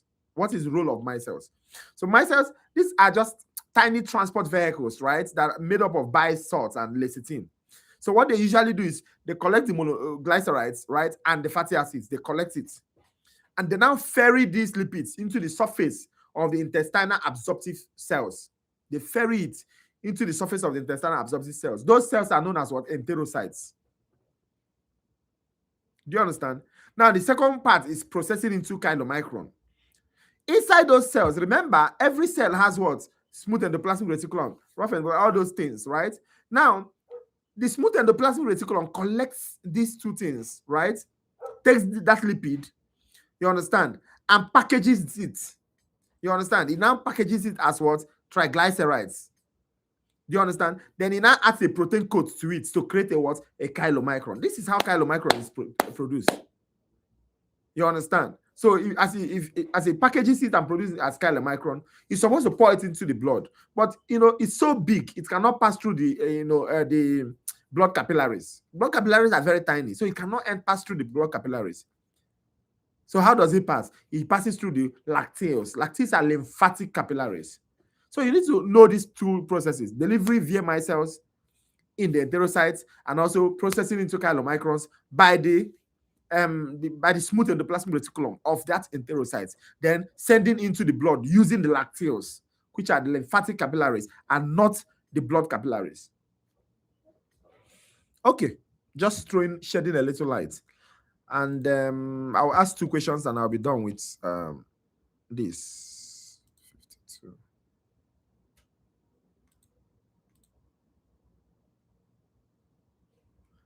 Or one more question. This is the last question I'm asking for carbohydrate, for digestion. I hope you understood what I explained anyway. So look at this question, guys. Look at this question. Let me give you the options. This question, I hope you remember it in your slide. It's like they even gave a diagram to explain it. That's how important it is. It is A, B,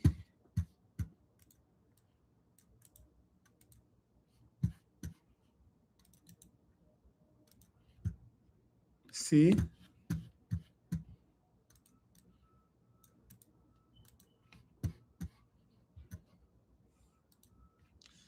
D,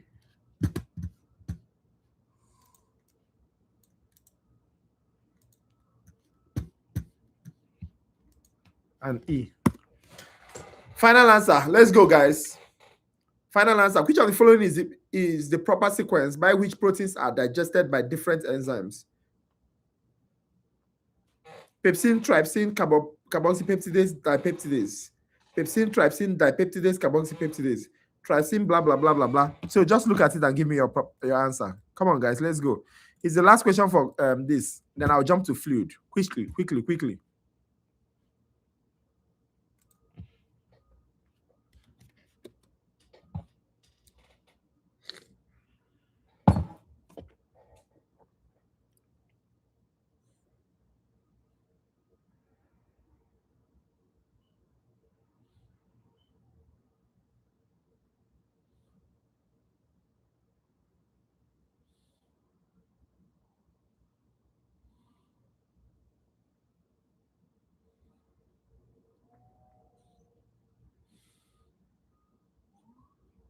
Quickly, guys.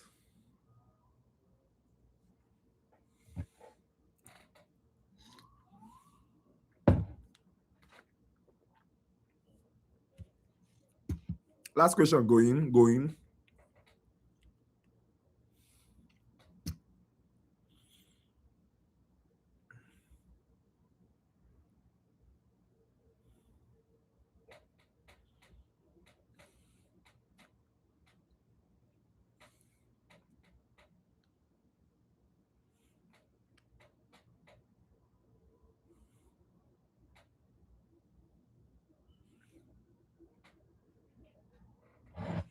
Quickly, guys.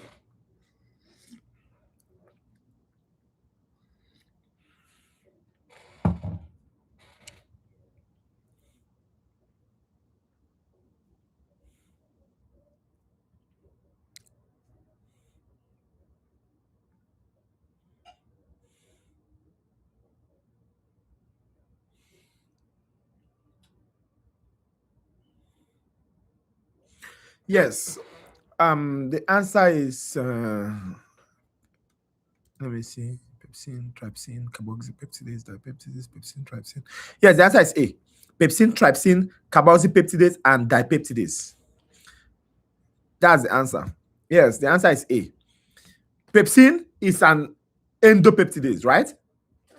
What it means is that if this is a protein, it goes to the middle, right, and cuts that bond in the middle. So if this is a protein, amino acid, a lot of amino acid, it just go to the middle and cut it. You see? So it doesn't cut it to the final thing, but it cuts it to a smaller component, but not to the final thing. Make sense? Then after that, and pepsin is found in the stomach, activated by HCl. After that, the protein goes to the intestine. Now in the intestine, the first one is trypsin, right? So once the chyme enters the duodenum, specifically duodenum, the pancreas secretes what? Several zymogens, and trypsin is one of those zymogens that are secreted. Trypsin is now activated by what? Enterokinase, right? Enterokinase activates trypsin, and trypsin will now go back and start activating other proteases, right? Now, just exactly like pepsin, trypsin is also an endopeptidase. So you see my hand, amino acid, amino acid, amino acid, amino acid. So that pepsin breaks this middle one. You understand? So it's now two components. Trypsin will come and go to the middle again. Trypsin is also an endopeptidase. Go to the middle again and cut. Go to the middle again and cut. So it's also in smaller fragment, but not the final something. Now, after that, the third one is what? The carboxypeptidase. You understand? So the carboxypeptidase, this one is an exopeptidase. So the carboxypeptidase is an what do I mean by exopeptidase? If this is the protein chain, it will just go to this first one. See this first amino acid, you cut it off. Exo, outside. Make sense? Aha. So that's what it does. Nibble it at a time. It just cuts out what? The carboxy parts. You understand, of that amino acid. Now, the last one is what? The dipeptidase. Those ones are in the brush border. So anyone that enterokinase is the same as. So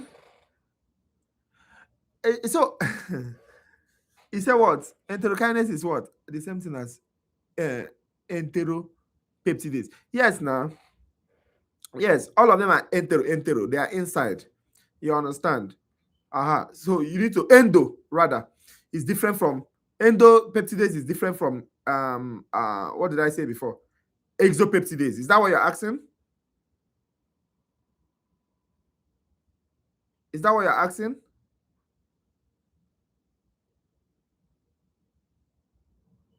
Enterokinase. Listen, enterokinase is just an enzyme that activates trypsinogen to trypsin. I don't know if that's what you're asking, but enterokinase is what activates trypsinogen to what? Trypsin.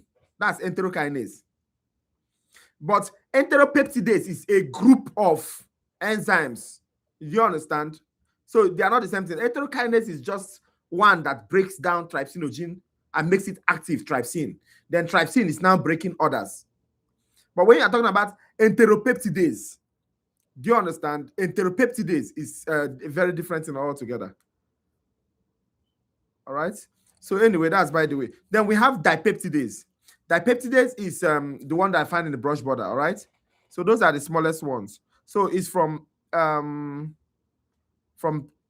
to trypsin to carboxypeptidase, then to dipeptidase. All right. Yeah.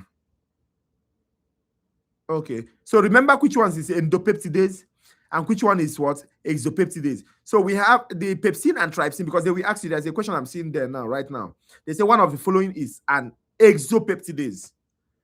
Carboxypeptidase is an exopeptidase. Dipeptidase is an exopeptidase. Pepsin and trypsin are what? Endopeptidase. I need you to write it down. If you have pen and paper, write it down. Pepsin, trypsin, endopeptidase. Carboxypeptidase, dipeptidase are what? Exopeptidase.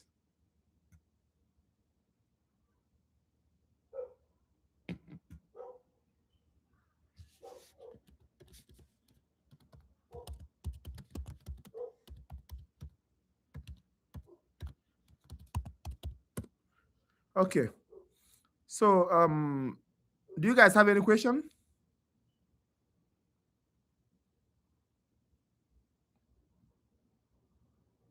minor. I hope you understand what I explained.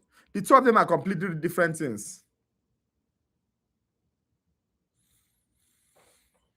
All right.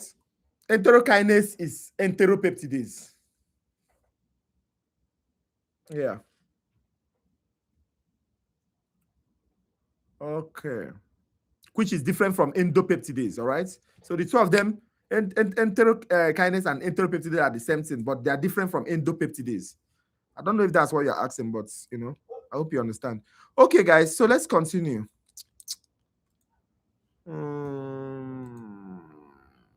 I've already brought questions for this thing. How many minutes do I have for urinary system? For fluid. Let's bank. There are a lot of questions here. But I'm just going to ask you people 20 questions here.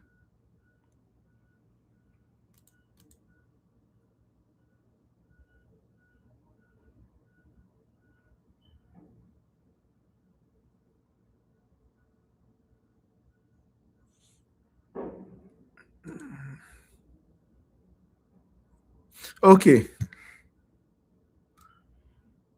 Okay, guys. Look at this question. Let's test the microphone quickly, guys.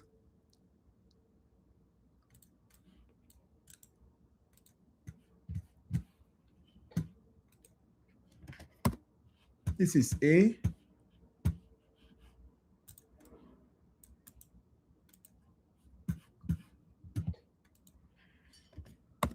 This is B.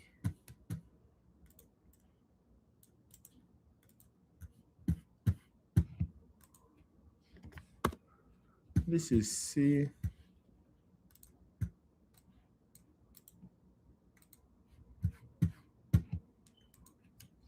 This is D.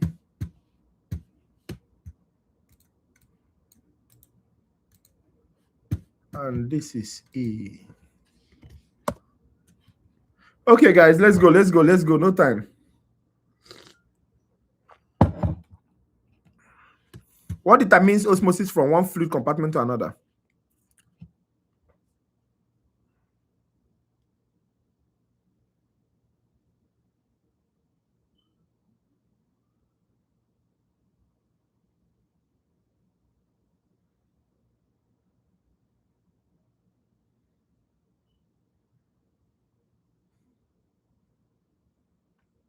Quickly, guys, let's go.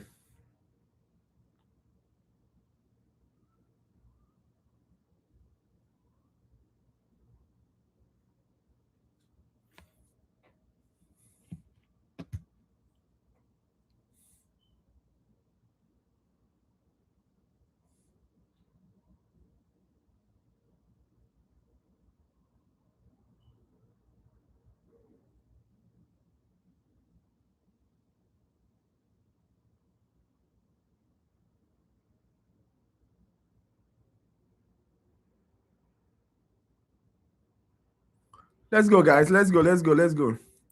I'm trying to sort out other questions I'm supposed to give. I want to jump all these questions here. They are too easy. Yes, the answer is B. The relative concentration of solutes in each compartment determines the movement. So look at this question, guys. Am I supposed to give options for this question? No, I don't think so. In which compartment would fluid accumulate in edema? Intracellular fluid, transcellular fluid, tissue fluid, that's interstitial fluid, and blood plasma and lymph. A, intracellular, B, transcellular, C, tissue, bracket, interstitial, D, blood plasma, and E, lymph.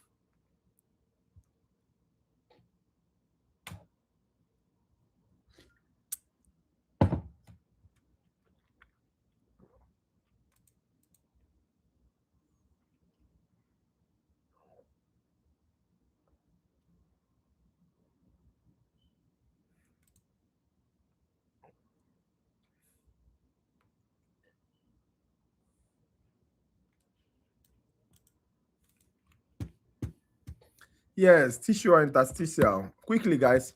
Fluid intake is, yes, yeah. Your tissue is which option?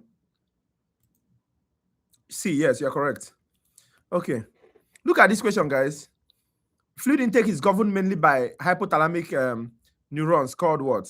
We have baroreceptors, we have proprioceptors, we have nociceptors, we have osmoreceptors, we have mechanoreceptors.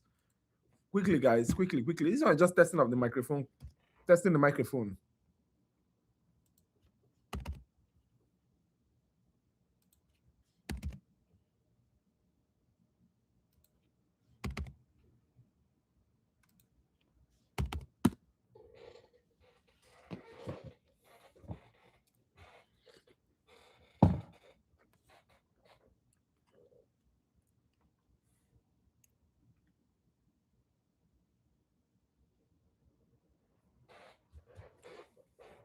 Quickly.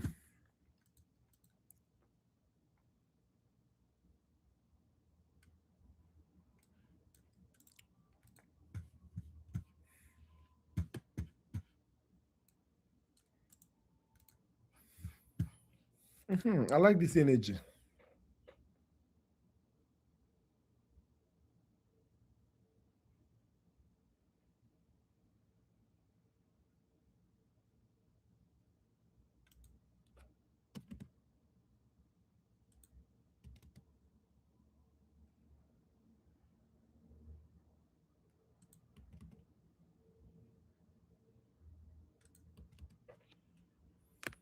Yes, the answer is osmoreceptors, all right? Osmoreceptors. Now, look at this. What is the function of antidiuretic hormone, ADH? Remember, antidiuretic hormone is produced in the supraoptic nuclei of the hypothalamus, and okay, this is the question. And it's stored in the posterior pituitary with oxytocin, and it's secreted by posterior pituitary. So, what is its function? When is it secreted? Why is it secreted? What is the function of the antidiuretic hormone? The options there: it stimulates angiotensin 2 secretion. B, it promotes water conservation. C, it promotes hypothalamic osmoreceptors. D, it inhibits salivation and taste. And E, it targets the cerebral cortex.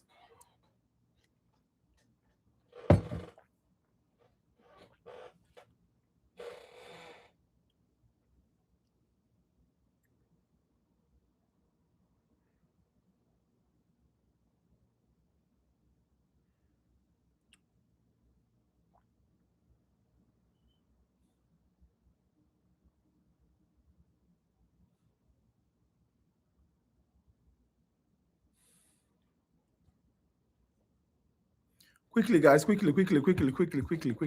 We don't have much time.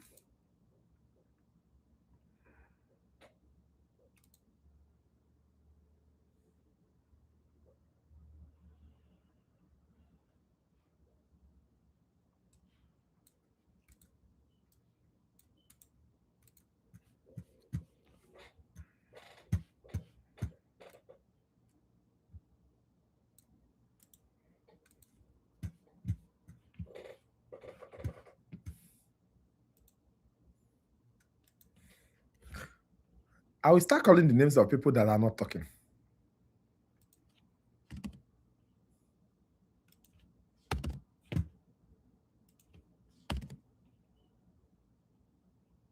People I've not heard from. Okay, yes, water conservation. Extremely important that you know that. Water conservation.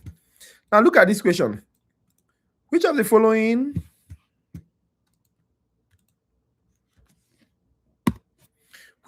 occurs when blood volume and pressure becomes too high?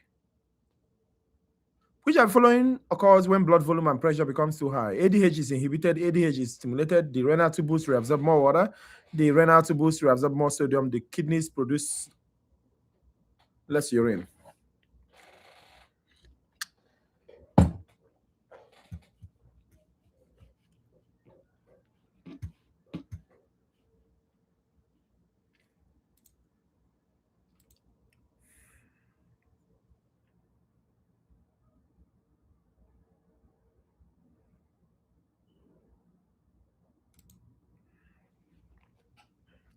My time is almost up.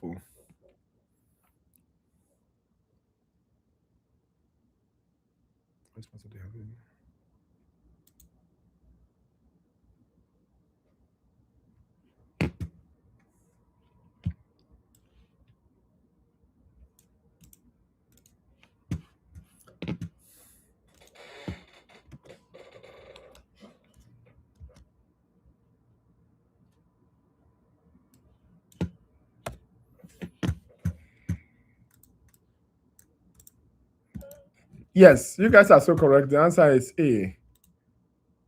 ADH is inhibited because ADH is for water conservation when you are dehydrated, all right? So look at this question. A hemorrhage results in which of the following? A,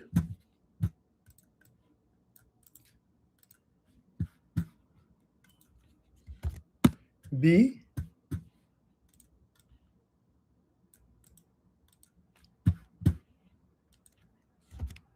C,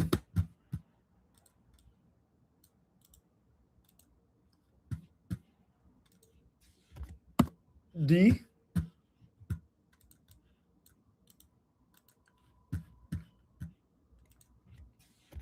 E. Answer. A hemorrhage results in which of the following? A decrease in water volume without significantly affecting the osmolarity, a decrease in water volume and an increase in osmolarity, a decrease in water volume and a decrease in osmolarity, an increase in ECF volume but a decrease in ICF volume, a decrease in ECF volume but an increase in ICF volume.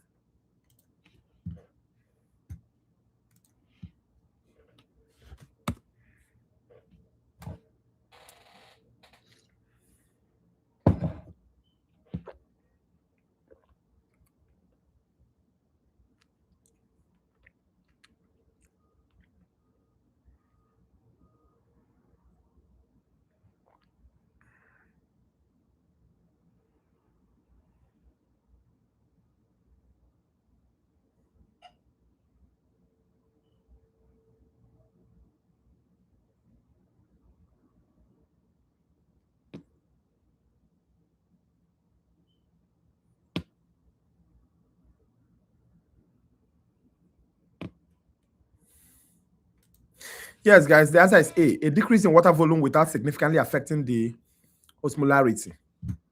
A decrease in water volume without significantly affecting the what? Osmolarity. That's A, hypovolemia.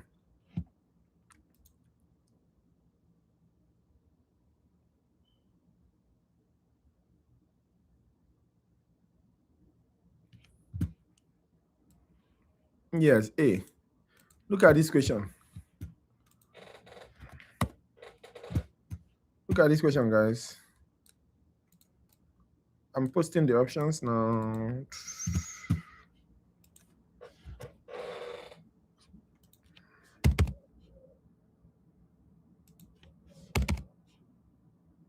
Just a minute.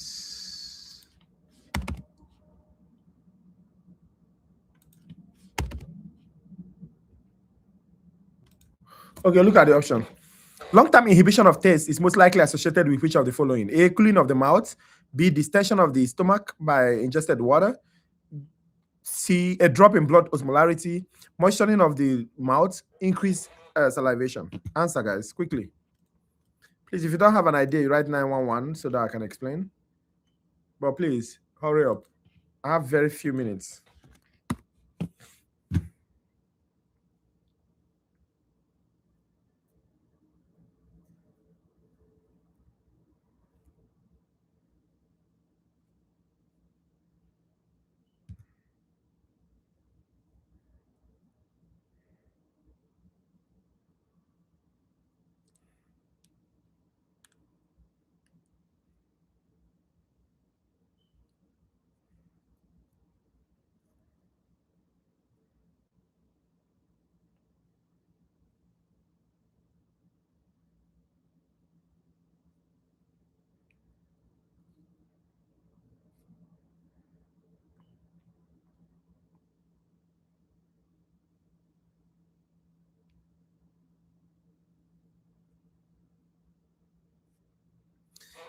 Okay, yes. The answer is a drop in osmolarity. That's A, B. That's C. The answer is C. You guys are very correct. Listen, some people are a little confused. I think that's why most of you didn't attempt that question. You need to know that there's something we call short-term satiation and long-term inhibition. Very, very important. When you're talking about long-term, you are talking about how the body, the way the body corrects fluid. That's the meaning of long-term. Do you understand? So, like, once water is absorbed by the small intestine, it enters the bloodstream and reduces what osmolarity. That's solute concentration. Immediately it reduces osmolarity. The osmoreceptors we say, oh. Those osmoreceptors in the hypothalamus, they will say, oh. This blood has been diluted, right? And because this blood has been diluted, because the blood is now less salty, you understand? They will stop firing. The osmoreceptor will stop firing. So that stop firing we effectively shut off the test sensation for an extended period. That's what we call what? Long-term inhibition. And it takes time.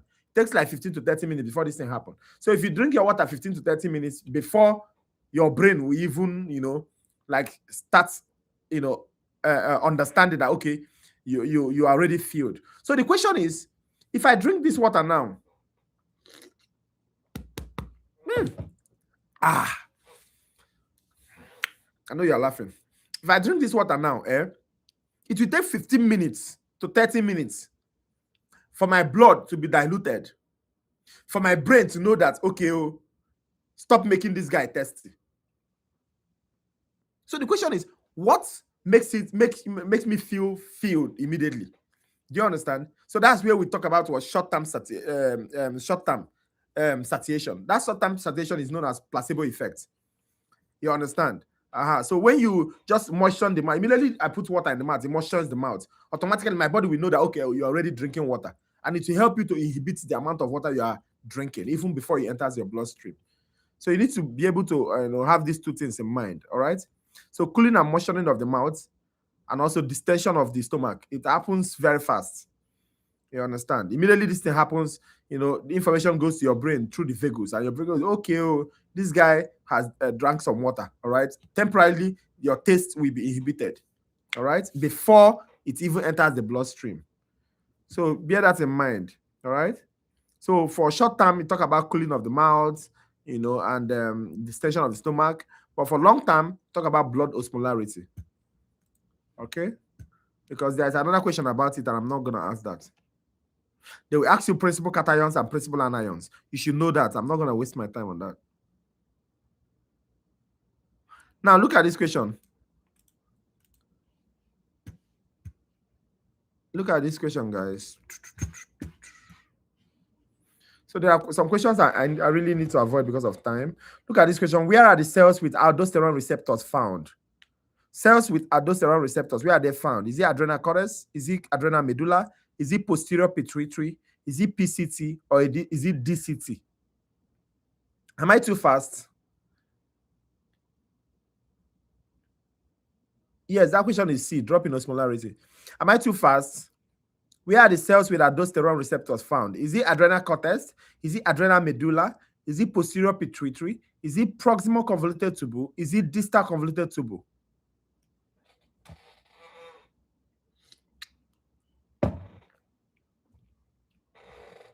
Quickly, guys.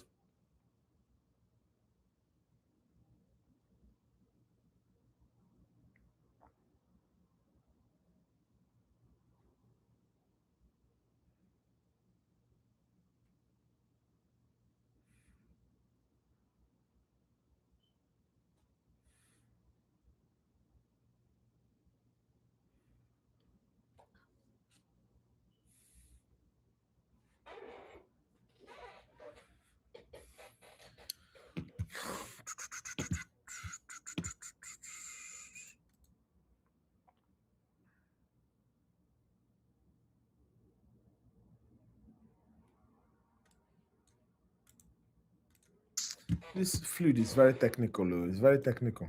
This fluid, I'm seeing it now. Yeah, DCT. Yes, the answer is DCT, distal convoluted tubule. You guys are so correct. You guys are so right.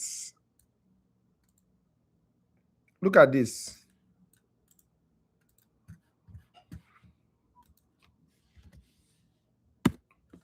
These questions are very technical.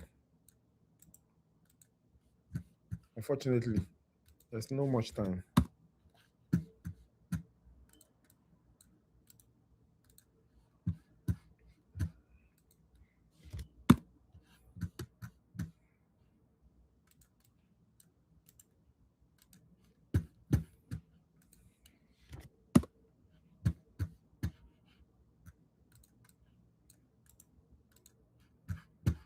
Okay, guys. What is the function of aldosterone? Quickly. It increases both sodium and potassium reabsorption. It increases both sodium and potassium secretion. It increases sodium reabsorption and potassium secretion. It reduces sodium reabsorption and potassium secretion. It causes the urine to be more diluted.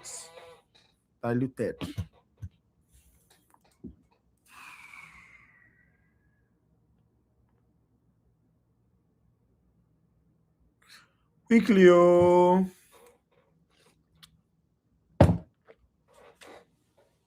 This question must be very tough. Oh. Nobody has responded. Somebody is asking me. Are you asking me?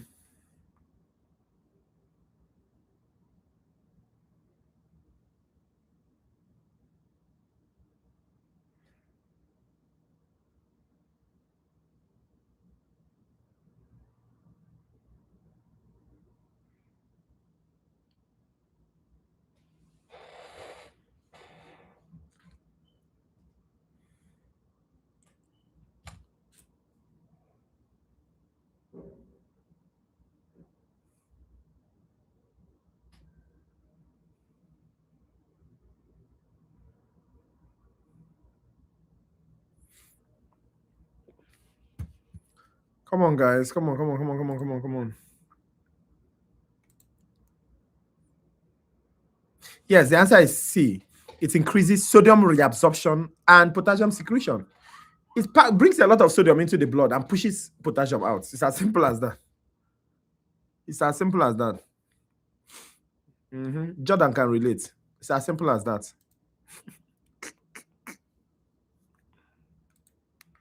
I hope you guys know what hypernatremia and hyponatremia is. Look at this question.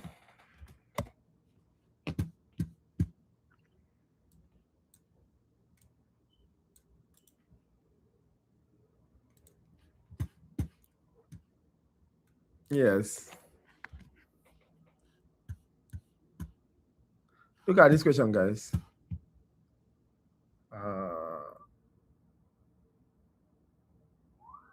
Yes, sodium. So use that knowledge to answer this. Hold on, I'm trying to.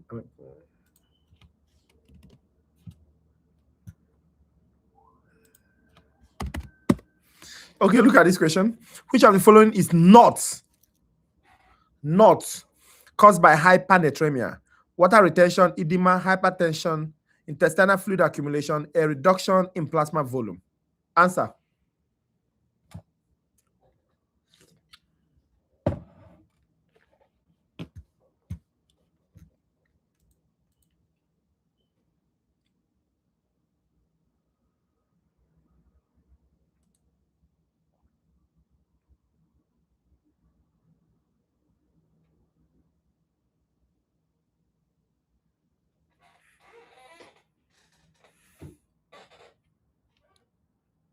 Quickly, guys. Quickly. Quickly.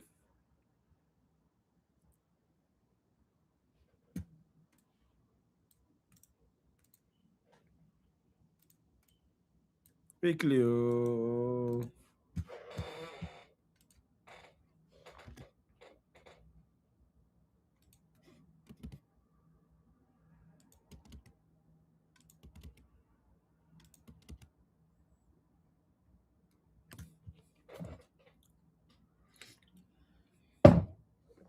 Yes, the answer is reduction in plasma volume. Doesn't make sense. It's sodium enters the blood, so it carries water. So the plasma volume has to be increased. All right. So it's as simple as that. If you just know the function of sodium, you'll be able to know all these things. Okay. So look at this question, guys. Women have a tendency to retain water during part of this menstrual cycle because estrogen mimics the action of what? ADH, aldosterone, nitric peptide, oxytocin, prolactin. Which one?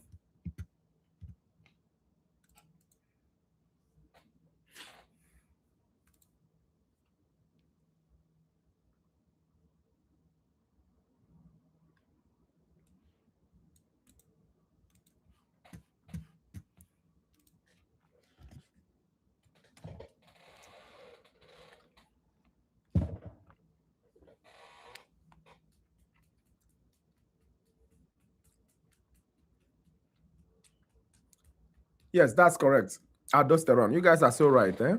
Aldosterone. Estrogen mimics aldosterone.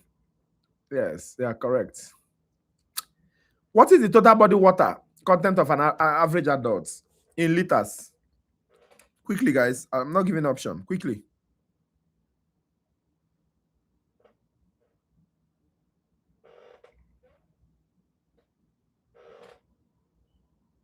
In liters.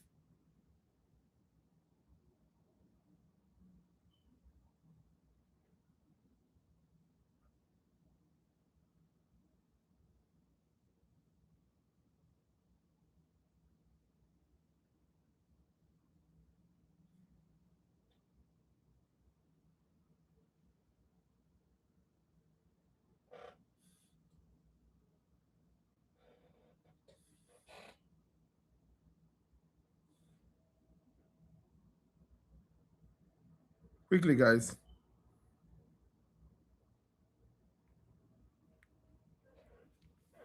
Some people are still thinking about it.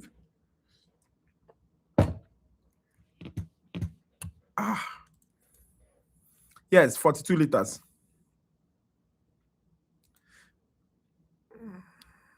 They will ask you about intracellular cations and intracellular anions. So what controls the fluid intracellularly or extracellularly? You should be able to know the answer. Okay, guys, look at this question. 42 liters is very correct. Absolutely correct. Look at this question.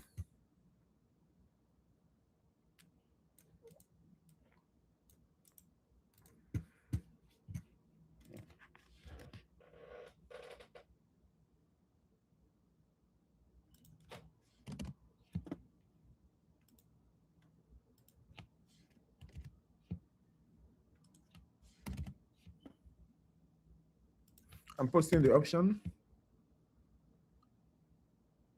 There it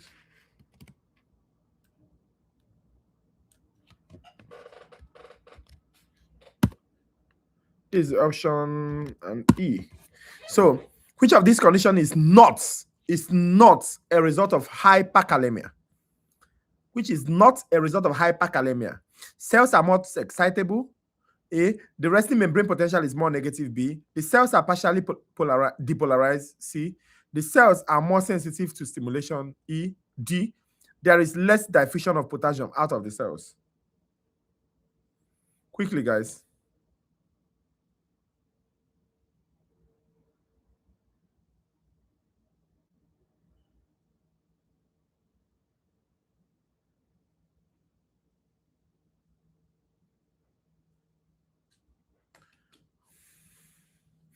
Which of these conditions is not a result of hyperkalemia?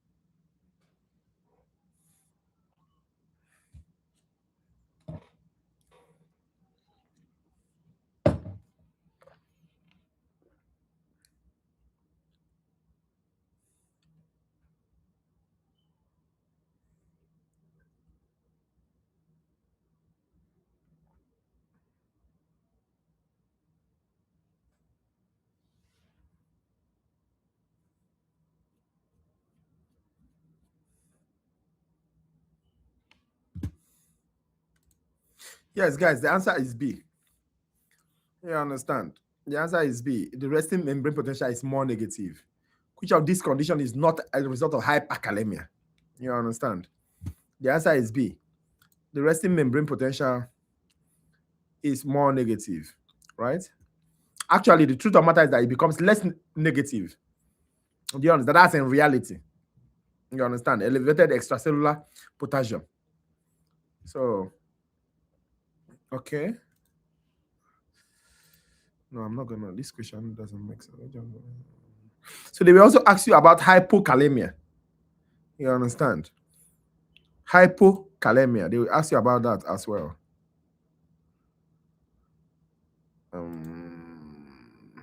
Okay. Let me chip in this question. Look at this question, guys. And please, this fluid question.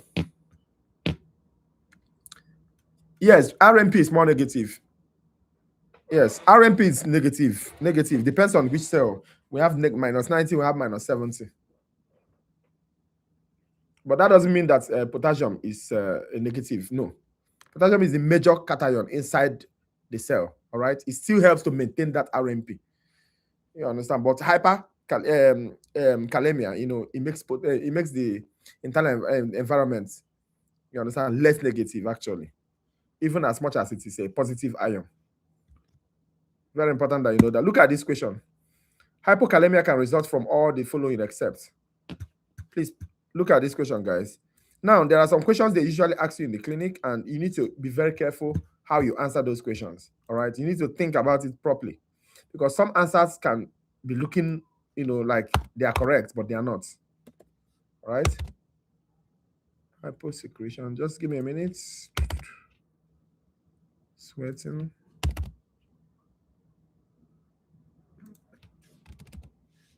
Look at this question.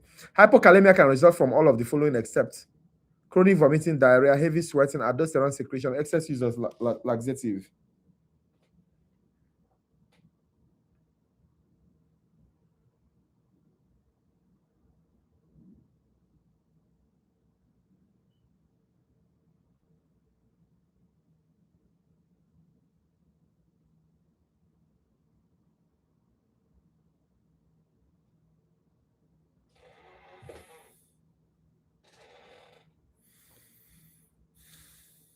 Quickly, guys, quickly.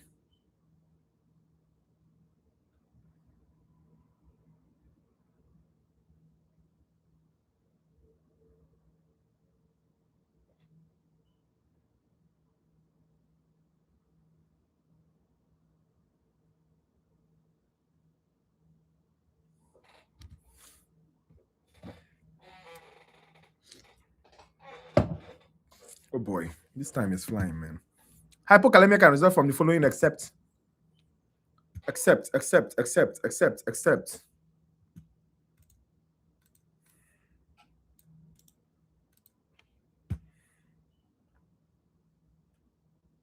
Yes, guys, the answer is correct. D. Aldosterone hyposecretion. When aldosterone is low, that means yes, that means sodium will not be produced. And if sodium is not produced, you understand, it won't push away potassium. If potassium is not pushed away, it will not form hypokalemia. It's as simple as that. Okay. Honestly, I'm not explaining a lot of things today, so let's just move. They will ask you the most abundant anion in the ECF, extracellular fluid. ECF is chlorine. Please remember that. It always follows sodium.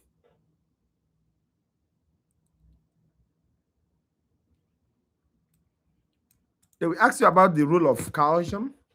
Okay, so let me just put this question to you. Which of the following is not a role of calcium in the body? Which is not a role of calcium in the body? I will give you options. So chill.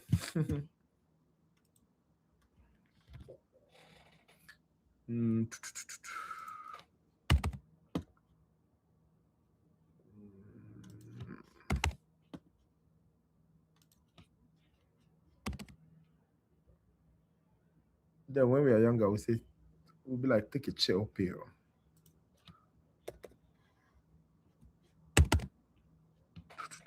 It participates in its components they serve. Okay. Look at this question, guys. Look at that as the options. Which of the following is not a role of calcium in the body? A, it participates in muscle contraction. B, it's a significant component of nucleic acid. C, they serve as second messengers. D, it activates exocytosis. And E, it is important in blood clotting. Quickly, guys.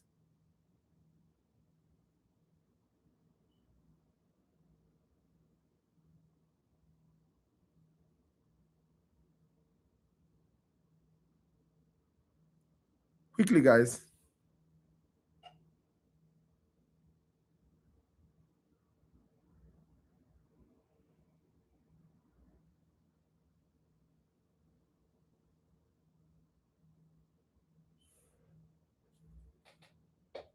Quickly, guys.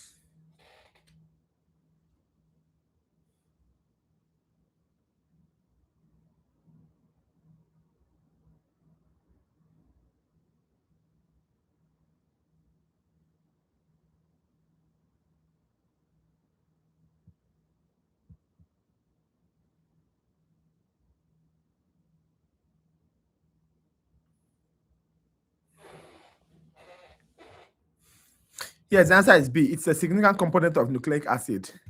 That's not the function of calcium. Calcium participates in muscle contraction. It serves as second messenger, yes. It activates exocytosis. We know that. It is a component in important in blood clotting, yes, but it doesn't have anything to do with nucleic acid, all right?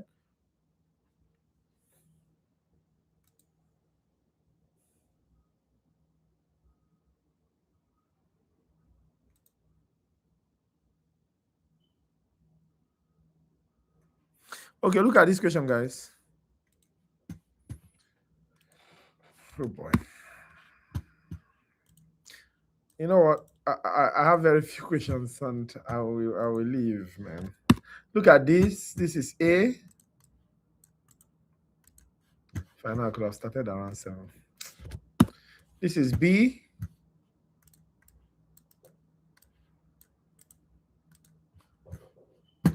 Guys, I'm concentrating more on these two topics because I've not reviewed them with you. You understand? So you should go back to the other reviews. Go back to the other reviews that we did. Questions are going to come. We're coming out from there. Do you understand? But 30 to 40% of your questions are coming out from these two topics. For those in my section.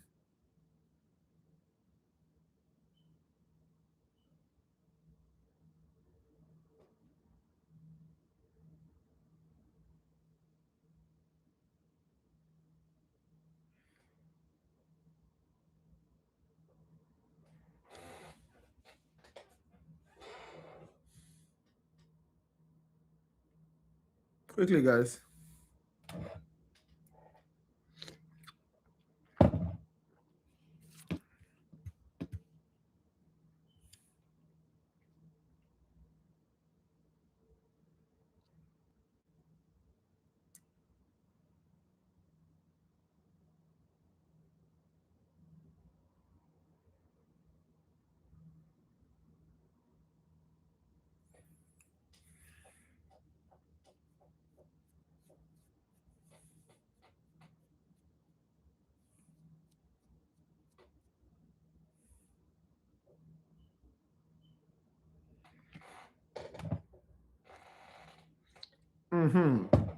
The answer is B.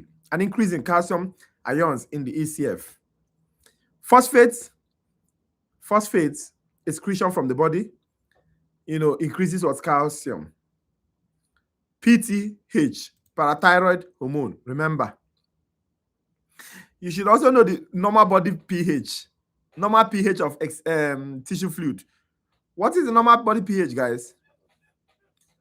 What's normal pH of tissue fluid? 6.95 to 7.05, 7.05 to 7.15, 7.15 to 7.25, 7.25 to 7.35, 7.35 to 7.45. What's the correct answer, guys? I'm not supposed to ask this question, but let me just see.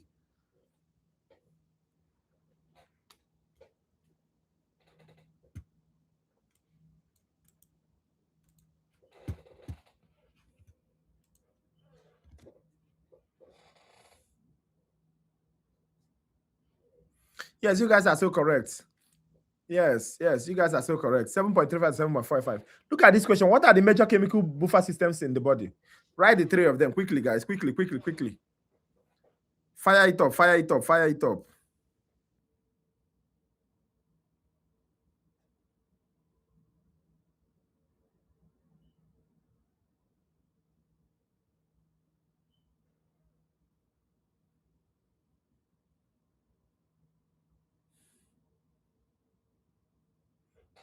Fire it up. What are the major chemical buffers of the systems? It's 3 of them. I've given you expo. I have too many ads. Please try to be watching those ads. So, I have too many ads. Try to be watching those ads. Don't you know that that's how to YouTube give me a little change? Don't jump it though.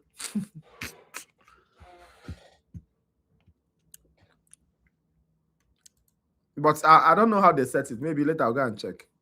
All right. But please don't jump it.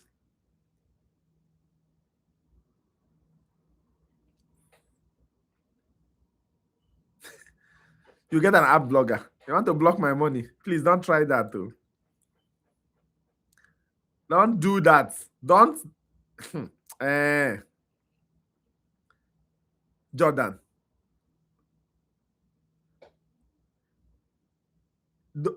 Donna. What are you telling Jordan? Please leave my potassium alone. No. Leave my potassium alone. Before you give her bad advice. Don't give her bad advice. Jordan, don't jump it. Watch the adverts. It's always very beautiful. I don't know what they're showing you, but just if it's dance with it. You understand? Watch it from beginning to ending, please. Don't joke with it. Okay, yeah, you guys are so correct. It's bicarbonate, phosphate, and what? Protein. Explain. And which protein? Guys, they will ask you which protein. It's albumin. They can tell you fibrinogen, albumin, alpha globulin, gamma globulin, transferrin, blah, blah, blah, Nchebe-jah. The answer is what? Albumin. Yes. The answer is albumin. You can't fail that.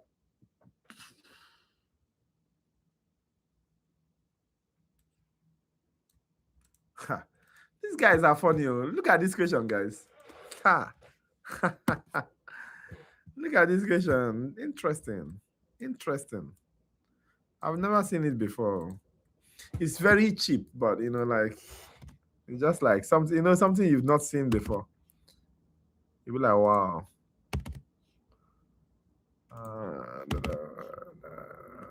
It's cheap. Look at the options.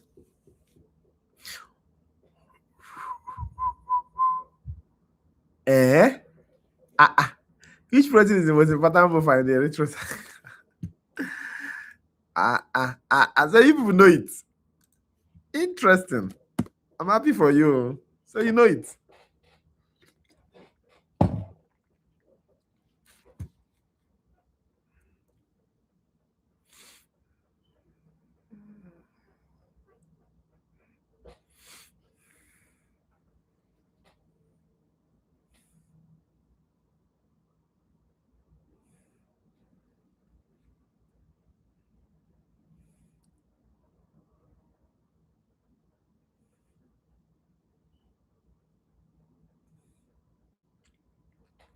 Yes, it's hemoglobin. It just mops up hydrogen, and after it drops back, that's hydrogen. Very, very important. But the most abundant in plasma is the albumin. Remember that. Myoglobulin is found in the tissue, and it's very straightforward. Why gamma globulins are antibodies? Why fibrinogen is clotting factor? Right? No, the answer is not albumin. The answer is hemoglobin, please. Albumin is found abundant protein in the plasma, all right, but it's not the buffer for erythrocyte. Erythrocyte is a red blood cell. Please, the answer is hemoglobin.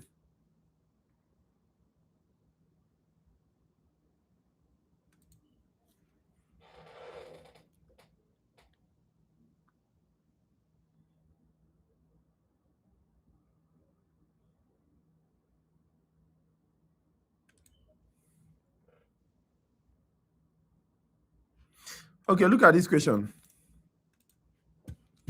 Just trying to select this thing so that's look at it's 10:30. Look at this question. Which buffer system accounts for 75% of all chemical buffering in the body? Which one? We have the protein buffer system, we have the bicarbonate buffer system, the phosphates, the carbonic acid, the ammonium buffer system. Which one, guys?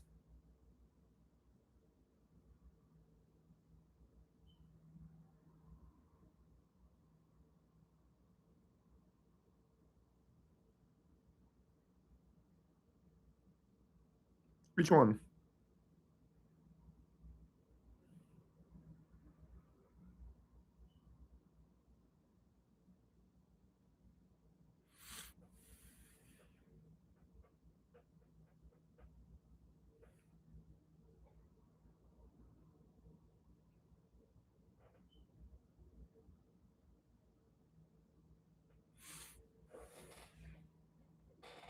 The answer is protein. All right. Not bicarb. The answer is protein buffer system. Protein buffer system accounts for 75% of all buffers. Very important that you know that. Look at this question. Look at this question, guys.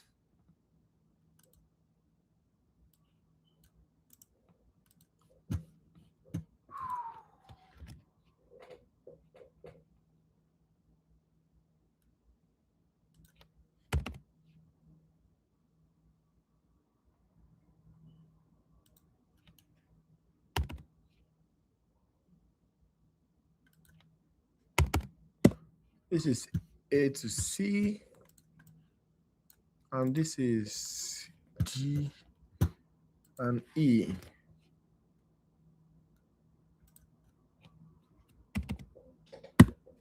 So the bicarbonate buffer system would not work very well in the human body if not for the action of respiratory system, which dash A supplies the buffer system with CO2, supplies the buffer system with O2, expels HCO3 produced by the buffer system, expels hydrogen produced by the buffer system, expels CO2 produced by the buffer system. Quickly, guys.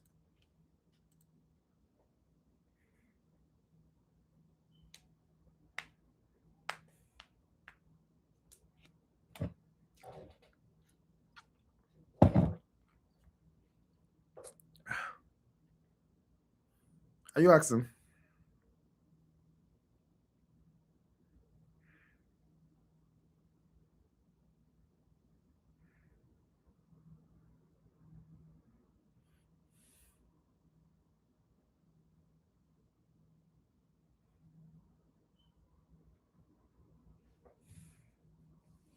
Quickly, guys. The bicarbonate buffer system would not work very well in the human body if not for the action of the respiratory system.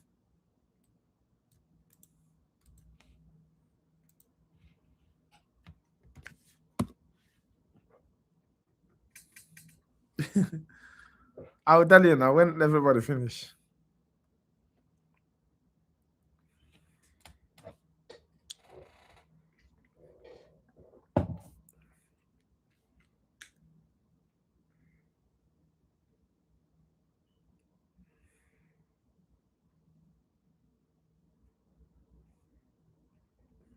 Come on, guys.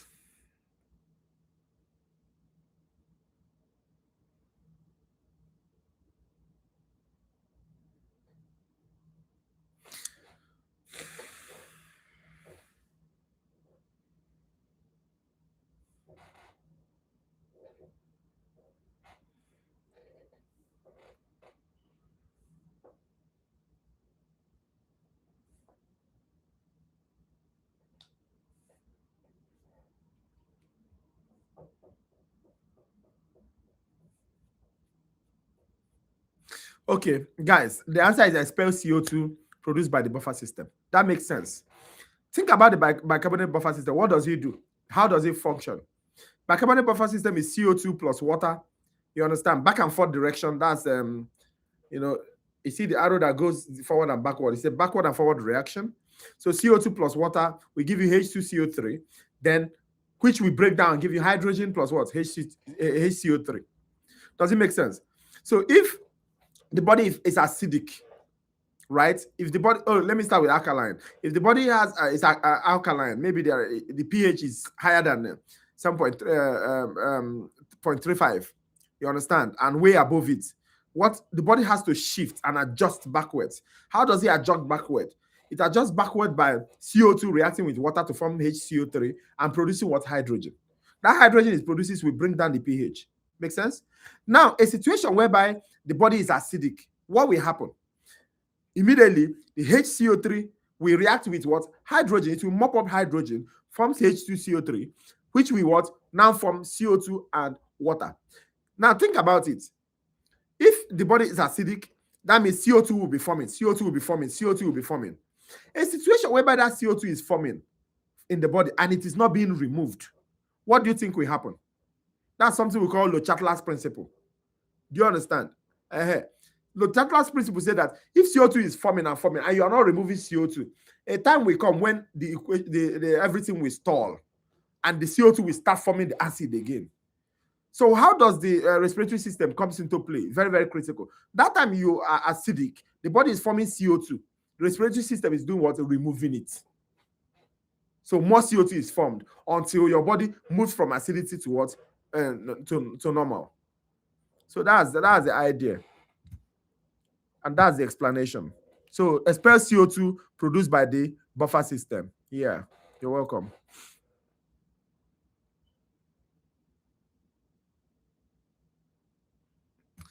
This one is a giveaway question. And it's among the last few questions I want to ask. I have like very few questions to ask, like 4 questions. So look at this question.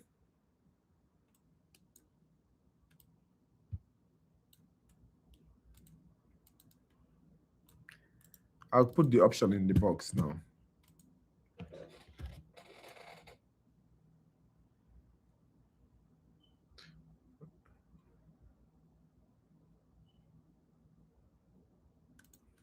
This is A.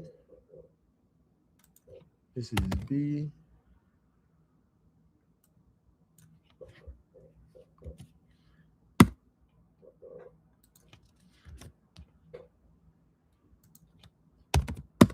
So these are the 5 options. Which of the following describes an antipod system on the basal side of renal tubule cells? It transports bicarbonate from the tubular fluid back into the tubule cells. It transports hydrogen in both directions across the epithelium. It transports CO2 from the blood into the tubule cells. It exchanges potassium for sodium. It exchanges hydrogen for sodium.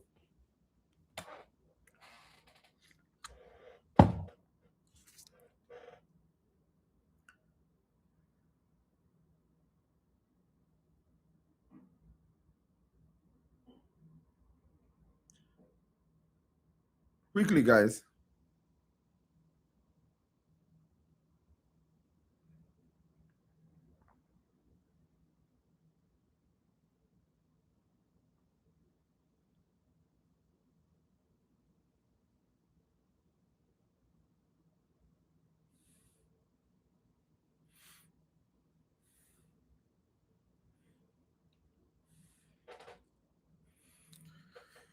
Quickly.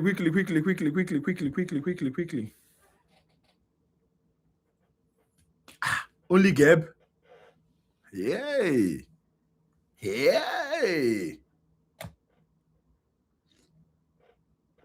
This question must be obunkious. Obunkious. Which of the following describes the antipod system on the basal side of the renal tubule cells?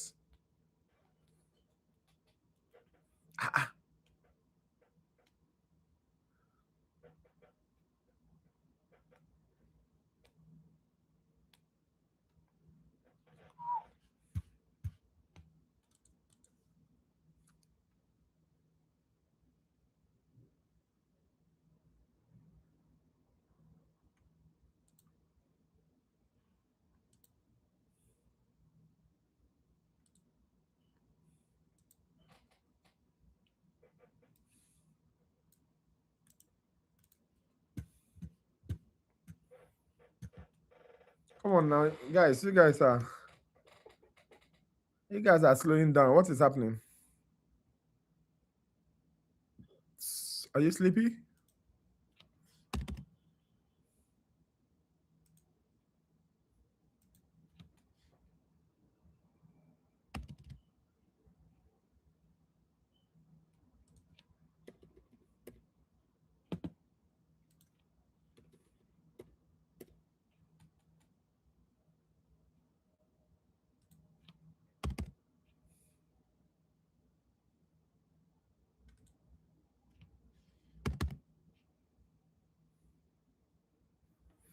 Yes. Go and sleep now. I'm not holding you. Yes, the answer is D. It exchanges potassium for sodium, right? You know? Jordan. Me and Jordan. Each. Remember that now. Okay. So answer this question, guys. Proteins can buffer a drop in pH with their dash side chain, side groups, and can buffer an increase in pH with their dash side groups. Answer.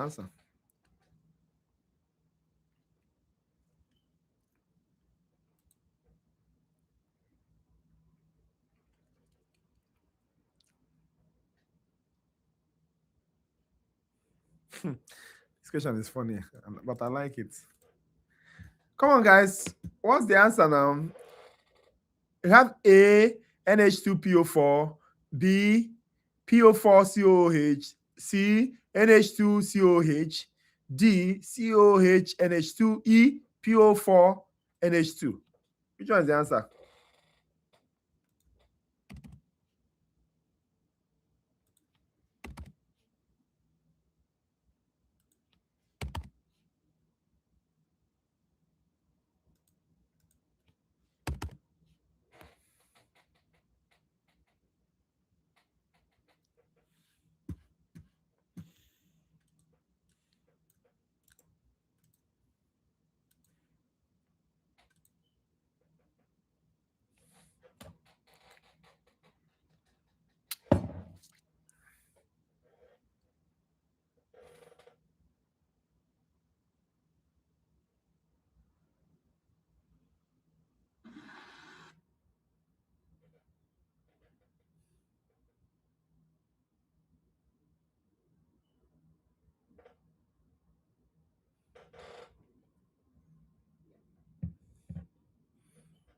Come on, guys.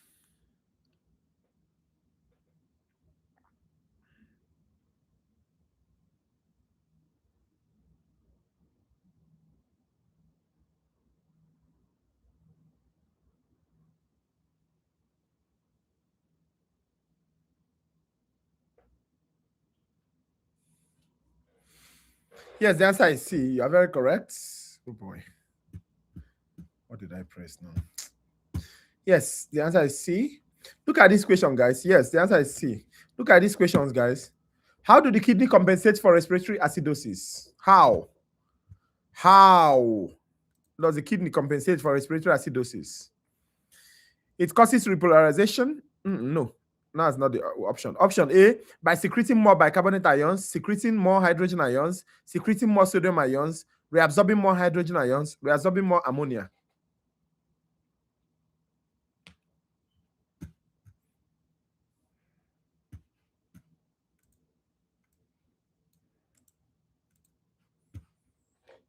Quickly.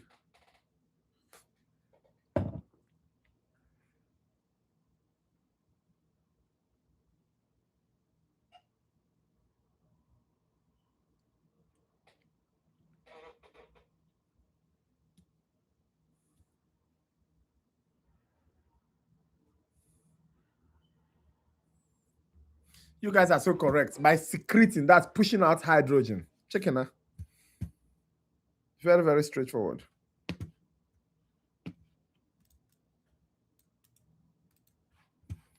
Yeah.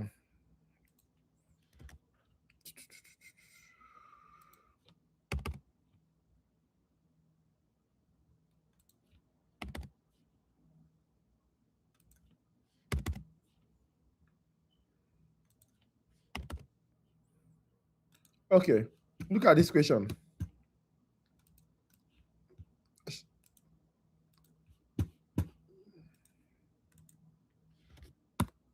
Breathing into and out of the paper bag for a long period of time will lead to what? Option: metabolic alkalosis, metabolic acidosis, urinary alkalosis, urinary acidosis, respiratory acidosis. Quickly, guys.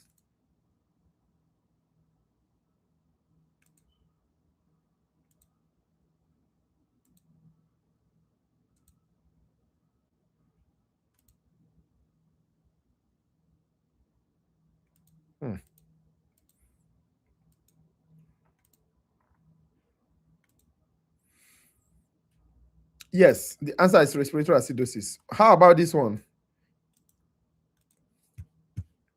Use the same option and tell me the answer to this one. An excessive intake of antacids can lead to which of the following?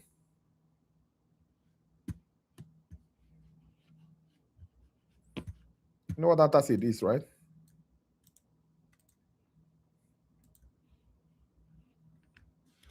Yes, that first question answer is respiratory acidosis.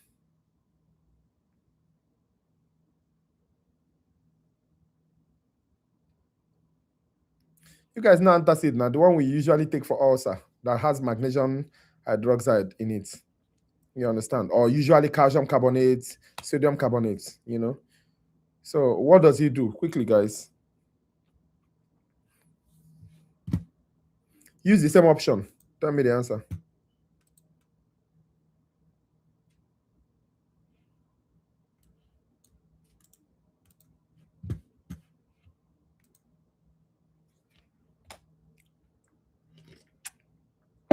You are still correct. It's metabolic acidosis. I'm trying to make you guys know the differences between these things because that's the last question for you. So metabolic acid, antacid, metabolic acidosis, right? Breathing in the back, respiratory acidosis. You need to know the differences. Metabolic alkalosis, rather, not acidosis. Am I crazy?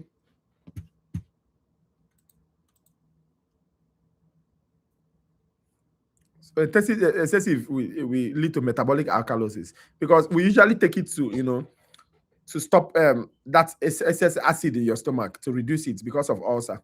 All right. So, but if you take it too much, it becomes metabolic acidosis. Now, look at this question I just posted. Chronic vomiting will lead you to what?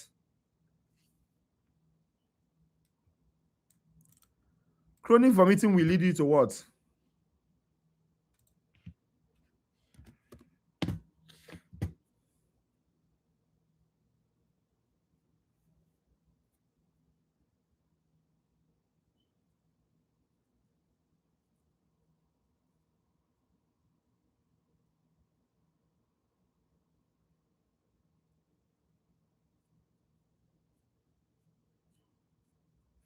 Yes, chronic vomiting will lead you to metabolic alkalosis. You will ask how. It's simple. Severe vomiting, severe or chronic vomiting, you know, like we shift the body pH. One, you will lose hydrogen ions when you are vomiting. And because you are losing hydrogen ions, right? The parietal cells, we want to secrete more hydrogen into the stomach.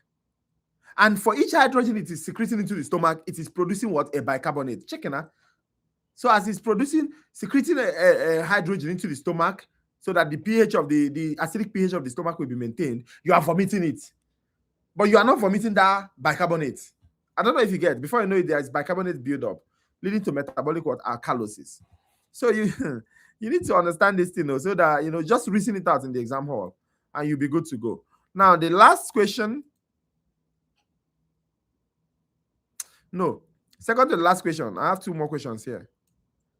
Second to the last question I have for you is this. Emphysema can lead to which of the following? Use the same option. Metabolic acidosis, metabolic alkalosis, respiratory alkalosis, respiratory acidosis, digestive alkalosis. Quickly, guys, quickly. After this one more question and that's it.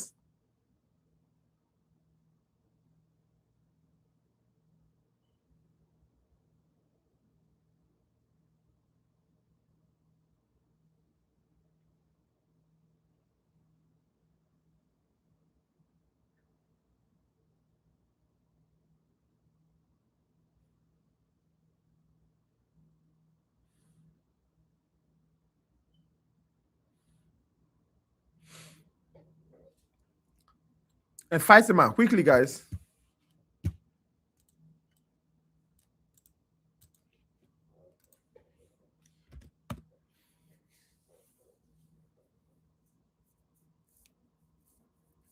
Some people are thinking what emphysema is. Emphysema is just a type of COPD, chronic obstructive pulmonary disease. And it's characterized by destruction of the alveolar walls, and the lung will lose elasticity. You understand? So air is trapped in. You understand? So usually we have hypercapnia. hypercapnia. So the body cannot push out CO2. So if the body cannot push out CO2, the CO2 will now start reacting with water to form HCO3, H2CO3. Then so now H2CO3 will now break down that forward reaction to form hydrogen and HCO3. Hydrogen will increase in the system, and you have respiratory acidosis. So last question, guys. I know you are so happy. Somebody is like, oh Lord, thank you, Lord. I know that's what somebody is saying right now. Last question.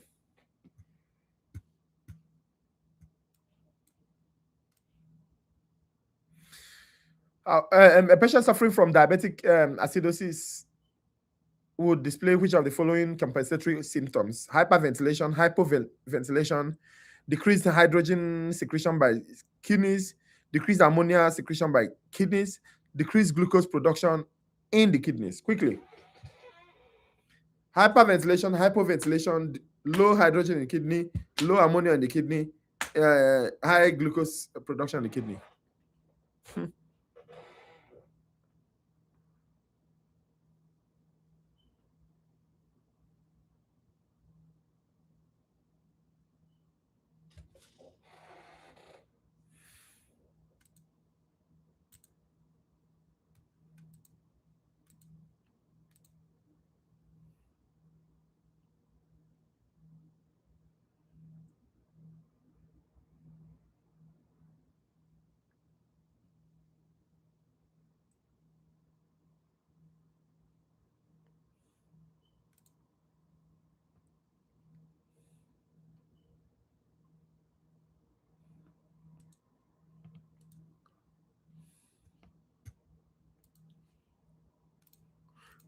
Quickly, guys. Oh boy.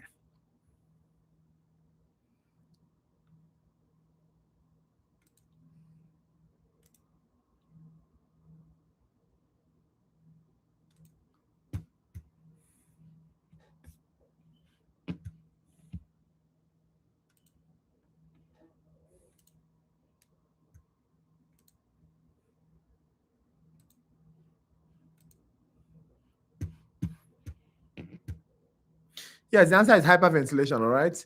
Diabetic ketoacidosis, a lot of hydrogen is formed there. The body wants to breathe it out, all right? Breathe out CO2, because if there's a lot of CO2 in the system, it will keep forming hydrogen. So the body wants to breathe it out. So it's hyperventilation. You're very correct. So that should be that. So look at this diagram quickly.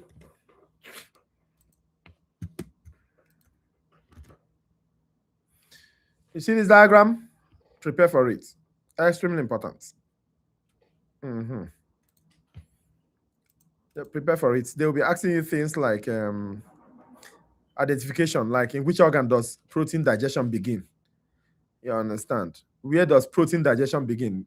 Guys, where does it begin? A, B, C, D, E, F.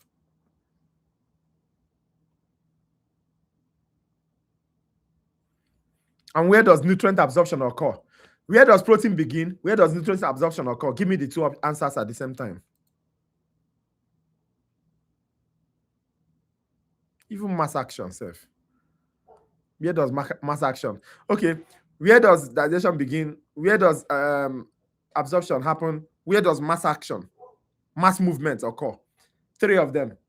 Three of them. Pick it from this place. Give me the three of them at the same time.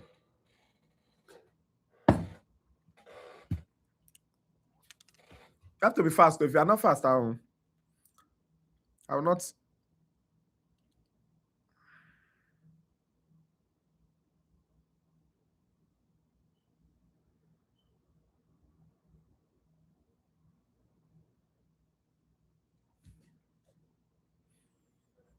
Somebody understands what I'm asking. That's good. Please don't tell me to repeat the question. No, I'm not repeating it. Just put your answer one. I will understand the pattern. I'm the one that asked it. It has to be one. 1, 2, 3. There are 3 answers. Put it one so that I'll know what you're talking about. Nah. I'm getting too old, though.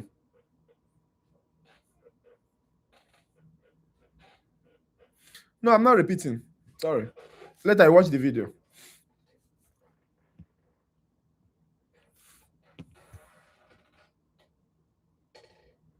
Yeah.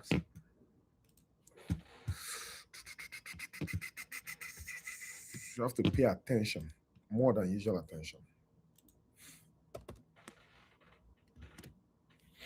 Okay. Yes, that answer is correct. That thing that you guys are choosing is correct.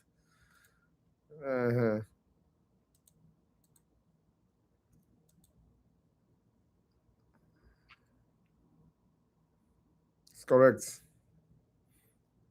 Stomach, small intestine, large intestine. It's as simple as that. Okay. See this question? This diagram, prepare for it.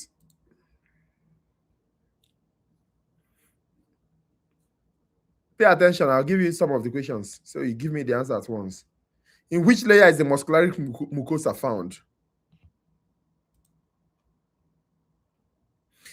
Which layer is controlled by the plexus at A?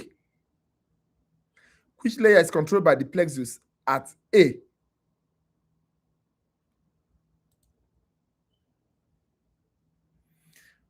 Which layer is the lamina propria found? Those are the three questions. So you sort it out, all right?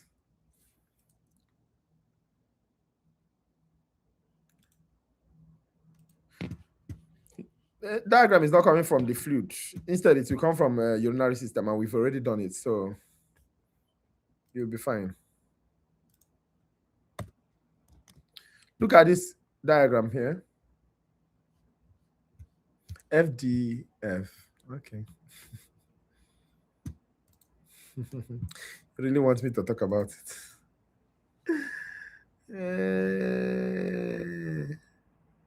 Let me look at the picture again.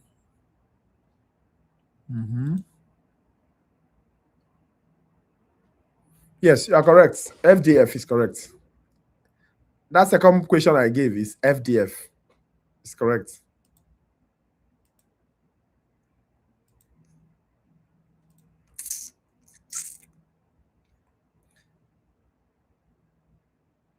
This question, they will tell you, they will ask you a question like, where does the greater omentum attach?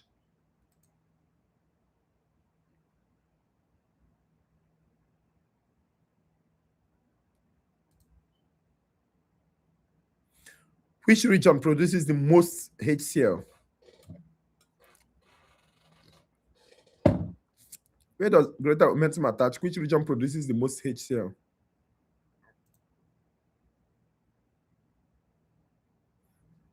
So those are the two questions you should be trying to see there.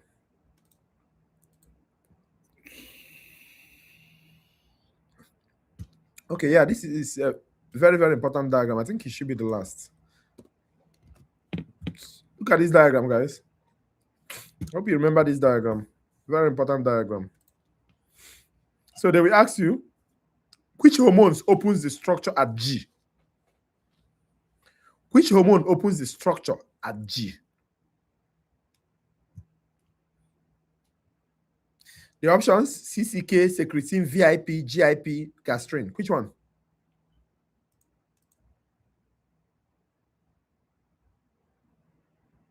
The answer is CCK. Which structures carry trypsinogen? Which structure carries trypsinogen?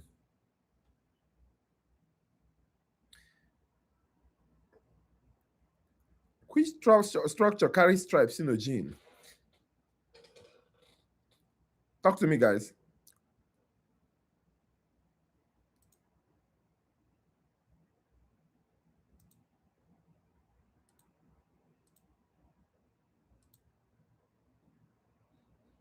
You don't know?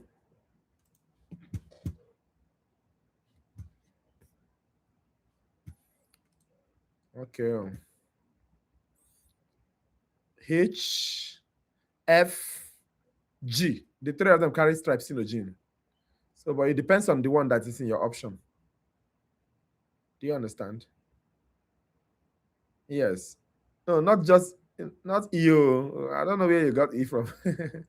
It's H, F, and G. Uh-huh. So if G is not in the option, then you choose H and F. Look at this question. That's the last. That is the last.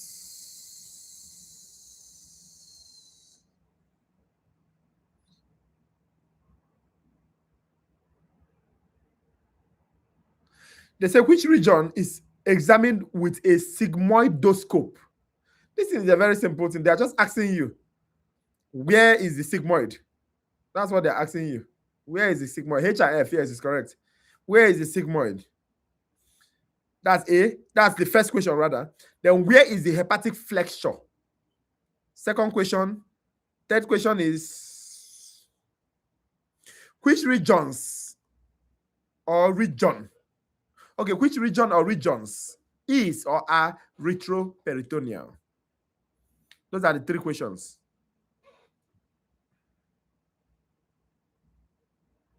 For that last one, B and F are retroperitoneal. Just remember that B and F are retroperitoneal. So you sort out where is the hepatic flexure, and also which region is it. Okay, guys, which region is examined by sigmoidoscope, and where is the hepatic flexure? Give me the two options quickly, guys.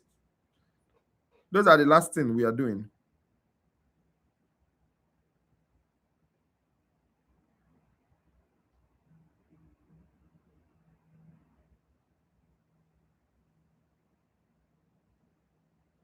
Quickly, guys.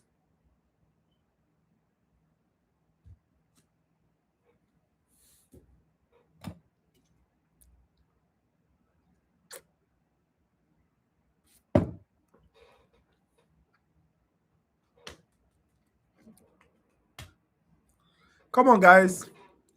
Sigmoid and hepatic flexure. Which one is hepatic flexure? Which one is sigmoid?